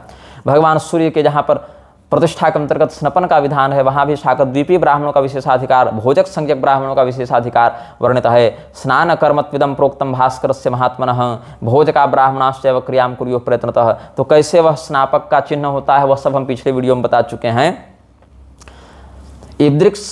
ईदृशान स्नापकान सर्वान वर्जयित प्रयत्नतः तस्मात् सर्व प्रयत्न परीक्षा स्नापका बुधई। कुष्ठी और पतिताचरण वाले और मर्यादा को न जानने वाले, नास्तिक और बहुत ज़्यादा गोरा, बहुत ज़्यादा काला, बहुत ज़्यादा नाटा, बहुत ज़्यादा मोटा, हीनांग अधिकांग इत्यादि नहीं होना चाहिए, लंगड़ा इत्यादि नहीं होना चाहिए, मतलब सर्वांग से परिपूर्ण और सर्वाचरण से परिपूर्ण शाकद्वीपी ब्राह्मण सूर्यदेव का स्नपन कराए, ऐसा वहाँ विधान है। तो आपको आगे चलकर एक प्रकरण और मिलेगा यहीं भविष्य पुराण के ब्रह्म पर्व में ही, जहाँ हमने आपको कहा ना सूर्य, चंद्रमा और अग्नि तीनों का वहाँ मिलता है। अग्निजात्या मगाह प्रोक्ता सोमजात्या द्विजातयः भोजकादित्य जात्या ही दिव्यास्ते परिकीर्तिता। इसी श्लोक के आधार पर मग संज्ञक, भोजक संज्ञक, दिव्य संज्ञक इन द्विजातियों का वर्णन प्राप्त होता है। और निक्षुभा देवी को, जो छाया देवी भी कहलाती हैं, उनको निक्षुभा भी कहते हैं, और संज्ञा देवी को रागी भी कहते हैं। ये सूर्यदेव की पत्नियां हैं। तो वहाँ पर आशीर्वाद देते हुए कहा सूर्यदेव ने, एवं विधास्तव सुता भविष्यन्ति महितले, उनके सद्गुणों का वर्णन करके कहा तुम्हारे पुत्र ऐसे सद्गुणवान होंगे। मगवंशे महात्मानो वेद वेदांग पारका, मगवंश में ये महात्मा वेद वेदांग में पारंगत होंगे। एवं आश्वास्यताम देवीं भास्करो वारि तस्करः अंतर्दधे महातेजा साच हर्षमवापः एवमेते समुत्पन्ना भोजका कृष्णनंदन, हे सांब इस प्रकार से भोजकों की उत्पत्ति हुई है। विष्णुभास्ते तथादित्या उत्पन्ना लोक पूजिता, ये सब सांब को शाकद्वीपी भोजक ब्राह्मणों की उत्पत्ति के बारे में बताया। और उन भोजकों को शाकद्वीप से लेकर आओ, यह भी सूर्यदेव का आदेश हुआ। मम पूजा करम गत्वा शाकद्वीपाद इहानय लवणोदात परे पारे क्षीरोदेन समावृतः, ये सब। और मगाश्च मगगाश्च एवं आनगाह मंदगाश तथा मगा ब्राह्मण भूयिष्ठा मगगा क्षत्रिया स्मृता, ये सब जो श्लोक हैं ये सब श्लोक साम पुराण से ही मिलते जुलते हैं। वो सब हम पिछले वीडियो में भी बता चुके हैं, इस वीडियो में भी हमने पहले बता दिया है।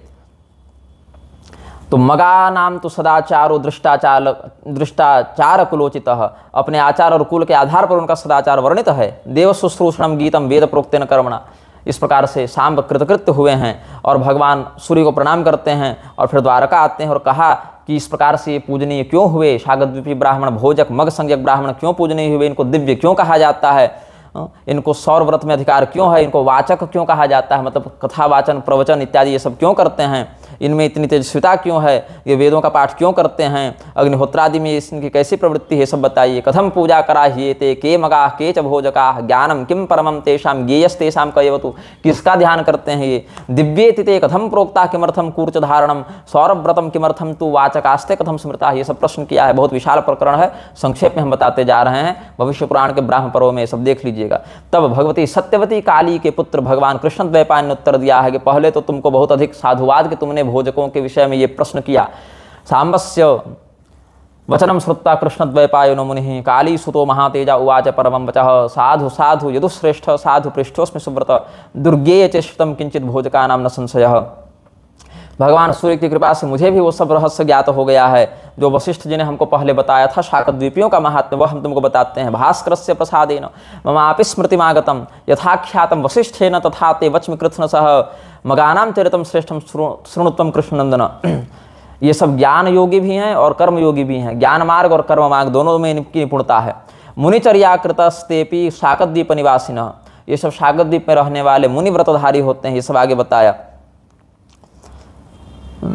अर्चायाम ते चते नित्यम अर्चयन्तश्च ते स्मृताः, नित्य उनकी अर्चना करने से इनको अर्चक कहते हैं। भोज कन्या सुजातत्तात् भोजकास्ते न ते स्मृताः, भोज कन्याओं से उत्पन्न होने से इनको भोजक कहा जाता है। तो यहाँ भोज कन्या से अर्थ राजा भोज की कन्या जो लोग लगा लेते हैं ना कलयुग वाले, वो नहीं है। क्योंकि जब शाकद्वीपी ब्राह्मण आए थे साम पुराण के अनुसार तो अपनी पत्नी और पुत्र के साथ आए थे। इसका अर्थ शाकद्वीप में उनका और वर्ण संकरता नहीं है, ये भी स्पष्ट किया गया। अर्थात भोजक संज्ञक जो ब्राह्मण है उनका ही आपस में एक दूसरे के अनुकूल विवाह होता है। अब सगोत्री विवाह भी नहीं कह रहे हैं यहाँ पर हम, ऐसे तो पूर्व भेदाश्रित विवाह विप्रतिपत्ति से मान्य है यहाँ पर, किंतु ये नहीं कि सगोत्री में ही करेंगे, मतलब अपने समाज में ही विवाह करने वाले होते हैं वेदानुकूल। वहाँ जो भोज कन्याएं भोजक कन्याएं उन्हीं से विवाह करने वाले होते हैं, ये अर्थ है। उन्हीं कन्याओं का कन्यादान इस यज्ञ के अंतर्गत सांब ने भी राज्याधिपत्य से किया है अपने अनुकूल। मगा वेद मधीयन्ते वेदांगास्ते न ते स्मृता, ये सब कहते गए।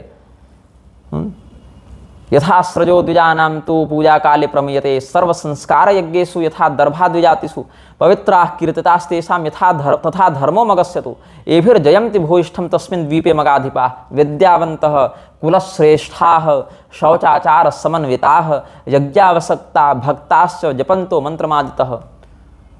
कुल में श्रेष्ठ हैं, विद्यावान हैं, पवित्रता से रहने वाले हैं, यज्ञ इत्यादि में निपुण हैं, अपने मंत्र का पुरस्करण करते हैं, भक्त हैं भगवान के। इस प्रकार से यहाँ मृक्ष के रूप में कहीं वर्णित नहीं है। जहाँ शक मृक्ष का वर्णन है वहाँ बिल्कुल अलग प्रकरण है। वहाँ मृक्षों का क्षत्रिय जो थे पहले बाद में मृक्ष बन गए, वो अलग विषय है। यहाँ शाकद्वीपीय ब्राह्मणों का विषय ही अलग है। भोजकास्तान गणान प्राहुर दिव्य ब्राह्मण संगीतान ब्राह्मणाम दिव्य संगीतान, ये सब भी आपको भविष्य पुराण में मिलेगा। और भगवान वेदव्यास जी जब गए हैं द्वारका और वहाँ कृष्ण भगवान से भेंट हुई है, अथा जगह में भगवान व्यासो द्वारवतीम पुरीम द्रष्टुम नारायणम देवम शंख चक्र गदाधरम, वहाँ भी भगवान श्री कृष्ण और भगवान वेदव्यास का संवाद हुआ है। यह एते भोज का विप्रा आनिता मत सुतेन वै, भगवान कहते हैं ये सब जो भोजक विप्र यहाँ पर मेरे पुत्र के द्वारा सांब के द्वारा लाए गए। शाकद्वीप मितो गत्वा ज्ञानिनो मोक्ष कामिनः, यहाँ से शाकद्वीप जाकर मेरे पुत्र इनको लेकर आए। इनके रूप को देखकर, इनके कर्म को देखकर मुझे बड़ा हर्ष है, बड़ा कौतूहल है। इनकी तेजस्विता को देखकर लगता है इनको तो, इन दिव्य ब्राह्मणों को तो सीधे देवलोक में जाना रहना चाहिए, फिर इस पृथ्वी पर ये कैसे हैं? भगवान सूर्य के प्रति ऐसी निष्ठा करने वाले का तो मोक्ष हो जाना चाहिए, फिर ये कैसे हैं? तो फिर वहाँ पर सूर्यदेव के स्वरूप में कैसे शाकद्वीपियों का प्राकट्य हुआ, शाकद्वीपी में सूर्यदेव कैसे प्रतिष्ठित हैं, कैसे इस पृथ्वी पर उनका वास हुआ, ये सब फिर बताया गया है वेदव्यास जी के द्वारा। ये प्रकरण बहुत लंबा है, वहीं से आप लोग देखेंगे जहाँ पर भगवान 144वां अध्याय जो है भविष्य पुराण के ब्रह्म पर्व का, वहाँ से आपको ये प्राप्त हो जाएगा कि सकल और निष्कल, महासूर्य और लोक सूर्य, इस प्रकार से दो भाव होते हैं। तो वहाँ पर कैसे निष्कल और सकल के भेद से आराधना होती है, फिर कौन सा ज्ञान मार्ग है, कर्म मार्ग है, मोक्ष मार्ग है, इस प्रकार से वहाँ पर कहते हैं। अकारम तत्वतश्चापि ध्यायन्ते पुरुषोत्तम त्रक्षरम च तमोंकारम सार्धमात्रात्रय स्थितम वदन्ति चार्धमात्रस्थम मकारम व्यंजनात्मकम ध्यायन्ति ये मकारीयम ज्ञानम ते सदात्मकम मकारो भगवान देवो भास्कर प्रकृततः। सूर्यदेव को म कहा गया है, म का ध्यान करने से इनको मग कहा जाता है, ध्यान का योग होने से। मकार ध्यान योग, ये पूरा शब्द का पहला अक्षर क्या है? म, मकार ध्यान योग है ना, 7 अक्षर का शब्द मकार ध्यान योग। इसमें पहला क्या है? म, और अंतिम क्या है? ग, इसीलिए मग कहा जाता है। मकारो भगवान देवो भास्कर प्रकृतितः मकार ध्यान योगाच मगाह्येते प्रकृतितः, ये वहाँ पर अर्थशास्त्र बता रहे हैं। और जो साम पुराण में यजन करने से याजक कहलाते हैं, यहाँ पर भोजयन्ति सहस्रांशुम तेन ते भोजका स्मृता धूपमाल्य ऋतश्चापि उपहार तथैव च भोजयन्ति सहस्रांशुम तस्मात् तेन ते भोजका स्मृता, ये सब वचन यहाँ पर प्राप्त होते हैं। और शतानीक कहते हैं, जो सुमंतु के साथ शतानीक का संवाद हुआ उसमें कहते हैं, य एते भोजका प्रोक्ता देव देवस्य पूजका नान्यम भोज्य मथे तेषां ब्राह्मणश्च कदाचन। इन भोजक ब्राह्मणों का सपांक्ति भोजन इनके साथ कैसे हो सकता है दिव्य और भौम का? तो किस प्रकार से पूज्यत्व को प्राप्त हुए? भास्कर से प्रियाशीते पूज्यत्वम च तथागता दिव्याश्चैते स्मृता विप्रा आदित्यांभ समुद्भवाः। तो ऐसे ब्राह्मण अपूज्य किन किन हालतों में होते हैं? इनको भोजन कराना कहाँ कहाँ निषिद्ध है, ये सब बताइए। और किन किन सदाचार से ये पूजनीय हो जाते हैं? तब यहाँ पर सांब ने बताया है, नारद पर्वत दोनों देवर्षियों का भी यहाँ वर्णन है। और यहाँ पर फिर सूर्यदेव के महात्म से कैसे शाकद्वीपी ब्राह्मण पूजनीय हुए, भोजक कैसे पूजनीय हुए, वहाँ बताते हैं। तो आचरन्तश्च तत्कर्म भोज्यत्वं प्रव्रजन्ति ते, जो ब्राह्मण सदाचार में निपुण हों, अपने धर्म में लगे हुए हों, उन्हीं को भोजन कराना चाहिए, उन्हीं की सेवा करनी चाहिए, वही भोज्य माने गए हैं, नहीं तो अभोज्य संज्ञा हो जाती है।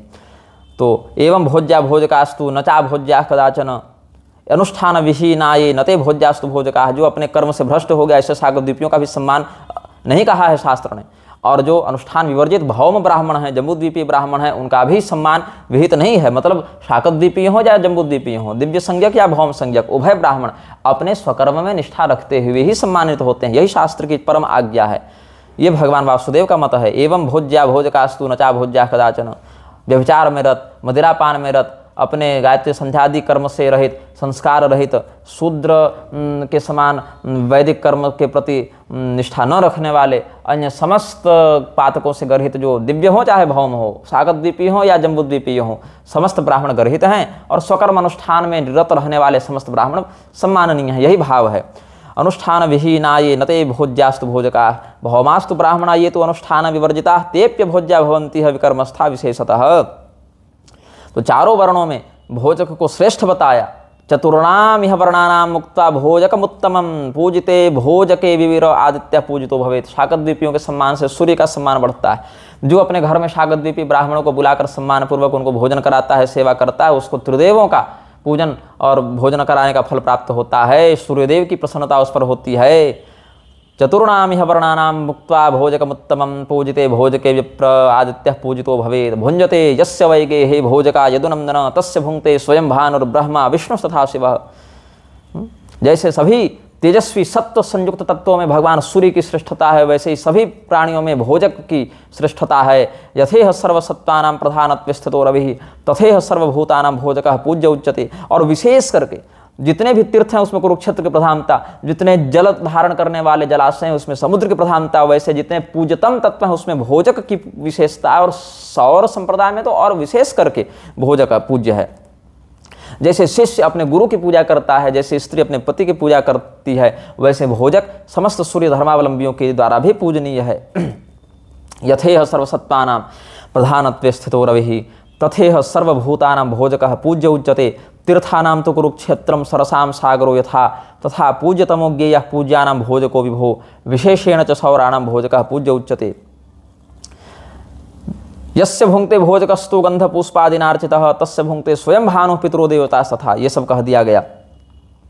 यथैतानि समस्तानि उत्तमानि उत्तम, जैसे माता से बड़ी कोई गति नहीं, पुत्र से बड़ा कोई सुख नहीं, अश्वमेध से बड़ा कोई यज्ञ नहीं, पुण्य नहीं, वेद से बड़ा कोई शास्त्र नहीं, गंगा से बड़ी कोई नदी नहीं, गंगा के समान कोई नदी नहीं, सूर्य के समान कोई देव नहीं, वैसे ही जैसे इनकी श्रेष्ठता है, वैसे ही भोजक संज्ञक शाकद्वीपी ब्राह्मणों की श्रेष्ठता स्वयं सूर्य देव ने बताई है। नास्ति वेदात् परम शास्त्रम नास्ति गंगा समासरित अश्वमेध समम पुण्यम नास्ति पुत्र समम सुखम नास्ति भानु समो देवो नास्ति मातृ समागते यथैतानि समस्तानि उत्तमानि यदुत्तम तथोत्तम भोजकस्तु संप्रोक्तो भास्करेण तु। और इसमें भोजक स्वयं भगवान सूर्य का नाम है, उनकी पत्नी निक्षुभा छाया का भोजिका इस प्रकार से भी वर्णन किया गया है, इसीलिए इन दोनों की भी पूजा होती है इसी क्रम में। जहाँ निक्षुभार का व्रत भोजक संज्ञक है ना, निक्षुभा भोजकाज्ञे या भोजकोर्कः प्रकीर्तितः तस्मात् तु पूजयेत् क्षौरिश्वरवत् श्रद्धयान्वितः, ईश्वरवत् श्रद्धयान्वितः, ये यहाँ पर वर्णन है। तो सूर्य, सूर्य पत्नी और सूर्यपुत्र तीनों पूजनीय हो गए। तो सूर्यपुत्र में हम लोगों की गणना है। शतानिक ने फिर सुमंतो जी से पूछा है, इन शाकद्वीपी ब्राह्मणों का क्या विस्तार और संक्षेप में धर्म है यह बता दीजिए। उसको मग धर्म कहा गया है। ये सब मग धर्म जो है वहाँ भी वर्णन किया गया है। ब्राह्मणा क्षत्रिया वैश्या स्त्री शूद्रो वा मगाश्रमी यह पूजयति मार्तण्डम सयाति परमां गतिम, ये सब वहाँ पर मोक्ष मार्ग में शाकद्वीपी ब्राह्मणों को संन्यस्त होने पर कैसा व्यवहार करना चाहिए वो सब भी बताया गया है। सभी प्राणियों में पुरुष की श्रेष्ठता, पुरुषों में ब्राह्मण की श्रेष्ठता, ब्राह्मणों में ग्रंथवेत्ता की श्रेष्ठता, ग्रंथ का वेत्ताओं में भी वेद शास्त्र में निपुण की विशेषता, जो वेदज्ञ हो उसमें भी वेद के अर्थ को जानने वालों की श्रेष्ठता, अर्थवान वालों में भी जिसमें वह ज्ञान प्रतिबोधित हो उसकी श्रेष्ठता, उससे भी योगियों की श्रेष्ठता और योगियों से भी अधिक शाकद्वीपी ब्राह्मणों की श्रेष्ठता यहाँ पर बताई गई है। यहाँ पर महत्व बताने के लिए कहा गया है। यहाँ पर यह नहीं कि किसी को नीचा दिखाने के लिए कहा गया या केवल शाकद्वीपी वंश में जन्म ले लिए तो सभी वेदज्ञ और योगियों से पैर दबाने लगे, ऐसा भी नहीं है। यहाँ पर कुल की श्रेष्ठता, परंपरा की श्रेष्ठता, उनके मर्यादा की श्रेष्ठता बताने के लिए वचन है, इसीलिए उसी भाव से ग्रहण किया जाना चाहिए। और यहाँ पर सूर्यदेव और शाकद्वीपी में अभेद हो जाता है, इसीलिए तिलक विमर्शादि ग्रंथों में जहाँ श्राद्धोल्लास प्रकरण स्कंद पुराण का दिया है वहाँ भी क्या वर्णन है, सूर्य अस्त हो जाने पर श्राद्ध निषिद्ध है, लेकिन शाकद्वीपी ब्राह्मण उपस्थित हो तो सूर्य के अस्त होने पर भी श्राद्ध किया जा सकता है, ब्राह्मण भोजन किया जा सकता है। अगर पहले काम शुरू कर दिए हों और काम पूरा न हुआ हो और सूर्यास्त हो गया हो, वैसी स्थिति में नया से नहीं शुरू करना है। काम शुरू कर दिए हों सूर्यास्त से पहले ही और काम इतना बढ़ गया कि सूर्यास्त तक पूरा न कर पाए, तब तिलक विमर्शादि ग्रंथों में वर्णन है। और भविष्य पुराण से बता रहे हैं, तत्सूर्यो भोजकः स्वत्र भोजकः सूर्य एवहि तेन भोजक विप्रेषु दानमक्षयमित्यपि। उससे पहले कहते हैं, सर्वेषामेव भूतानाम् उत्तमः पुरुषः स्मृतः, पुरुषेभ्यो द्विजः श्रेष्ठो द्विजेभ्यो ग्रंथपारगः, ग्रंथिभ्यो वेद विद्वांसस्तेभ्यस्तत्त्वार्थचिन्तकाः, अर्थविद्भ्यश्च ज्ञानार्थ प्रतिबुद्धो विशिष्यते, ज्ञानार्थ कोटिकोटिभ्यो वरिष्ठा योगिनो मताः, योगिनां कोटिकोटिभ्यो भोजकश्चोत्तमो भवेत्, योगज्ञा योगनिष्ठाश्च पितरो योगसंभवाः, भोजिते भोजके सर्वे प्रीतास्युस्तेन संशयः। ये सब बातें हैं शाकद्वीपीय ब्राह्मणों के सम्मान से, उनको सत्कार करने से समस्त देवता पितर सूर्य इत्यादि देवताओं की योगियों की तृप्ति हो जाती है। भोजकों के शरीर में सदैव सूर्यदेव प्रतिष्ठित होते हैं। जो शाकद्वीपी ब्राह्मणों का तिरस्कार करे वह नरक की आग में ढकेले जाते हैं। ये सब भोजकानां शरीरेषु नित्यं सन्निहितो रविः, ये भोजकास्तजन्ये सर्वपापेष्वस्थिताः, अधो मुखोर्ध्वपादास्ते पतन्ति नरकादिषु। वहाँ कीड़े मकोड़े उनको खाते हैं, उनको भी कीड़े मकोड़ों को खाना पड़ता है, एक कल्प तक की स्थिति रहती है। कृमिभिर्भिन्न वदनास्तप्यमाना शवहनिना पीड्यन्ते चायुधर घोरर्यावदिन्द्राः चतुर्दश। ये सब तो ये सब शाकद्वीपीय ब्राह्मणों के वर्णन में हमने कुछ कह दिया, आपको कुछ इनका महात्म्य बता दिया। शाकद्वीपीय ब्राह्मण शक जाति के म्लेच्छ बिल्कुल नहीं है, जो ऐसा कहता है वह महामूर्ख दंडनीय है। शाकद्वीपीय ब्राह्मण विशुद्ध कुलोत्पन्न सूर्यवंशी भोजक अर्चक याजक ऋतव्रत सत्यव्रत मग संज्ञक श्रेष्ठ ब्राह्मण होते हैं। दिव्य विप्र इनकी संज्ञा है। ग्रह विप्र या सूर्य विप्र भी इनको कहा जाता है। और समस्त यज्ञ याजनादि प्रवचनादि में इनकी अधिकारिता है। इनकी विशेषता शास्त्रों में बहुत व्यापक रूप में वर्णित है। लेकिन बहुत से लोग जानबूझकर भी द्वेष दिखाने के लिए इनके प्रति अपनी घृणा का उत्सर्जन कई बार करते रहते हैं। 2016-17 में एक बार आचार्य सियाराम दास न्यायिक जी से हमारी बात हुई थी, तो किसी बात पर क्षुब्ध होकर उन्होंने, जब पता चला मैं शाकतद्वीपी हूँ, तो कहने लगे कि शाकतद्वीपी नौवा कौवा की एक जाति होती है, ऐसा वो कहने लगे। तो क्या है, द्वेष है मन में। इसीलिए तो शाकतद्वीपी ब्राह्मण बहुत काल से इस प्रकार के द्वेष को झेलते आ रहे हैं और फिर भी अपने धर्म में निष्ठा रखते हैं। जो नहीं रखते हैं उनको रखना चाहिए, और फिर भी नहीं रखेंगे उनको तो पतित मानकर ही हम शाकतद्वीपियों के कुल में श्रेष्ठ तो मानेंगे नहीं। किंतु अगर शाकतद्वीपीय समाज की बात की जाए, परिवार की बात की जाए, वैयक्तिक गुण और दोष को न देखा जाए, तो एक कुल के रूप में, एक परंपरा के रूप में ये बहुत ही श्रेष्ठ ब्राह्मणों में शास्त्र सिद्ध रूप से वर्णित है। और शाकतद्वीपीय ब्राह्मणों को शक जाति का म्लेच्छ समझना बहुत बड़ी मूर्खता है। मतलब इतनी बड़ी मूर्खता है जैसे कोई व्यक्ति मच्छर को गरुड़ समझ ले कि दोनों के तो पंख होते ही हैं। इस प्रकार की वो मूर्खता है। तो हमने अपना मंतव्य आपको पहले 1.5 घंटे के वीडियो में बताया था मंच पर। अभी कमरे में भी हमने आपको मूलभूत बातें बता दी हैं। इसके बाद भी अगर किसी को भ्रम होता है तो वो मंदबुद्धि है, उसको नरक में पड़े रहने दीजिए, अपनी मूर्खता में पड़े रहने दीजिए। उससे न शास्त्र बदलेंगे, न इतिहास बदलेगा, न परंपरा बदलेगी। ऐसे मूर्ख भौंकते रहें, रोज 2 रोटी खाएं, मृक्षों की, और पूंछ डुलाकर भौंकते रहें। इससे शाकतद्वीपी समाज का इतिहास नहीं बदलेगा, उनकी शास्त्रीय मान्यता नहीं बदलेगी, उनकी तेजस्विता पर कोई प्रभाव नहीं आएगा। जय श्रीमन्नारायण। हर हर महादेव। नमः चंडिका जी।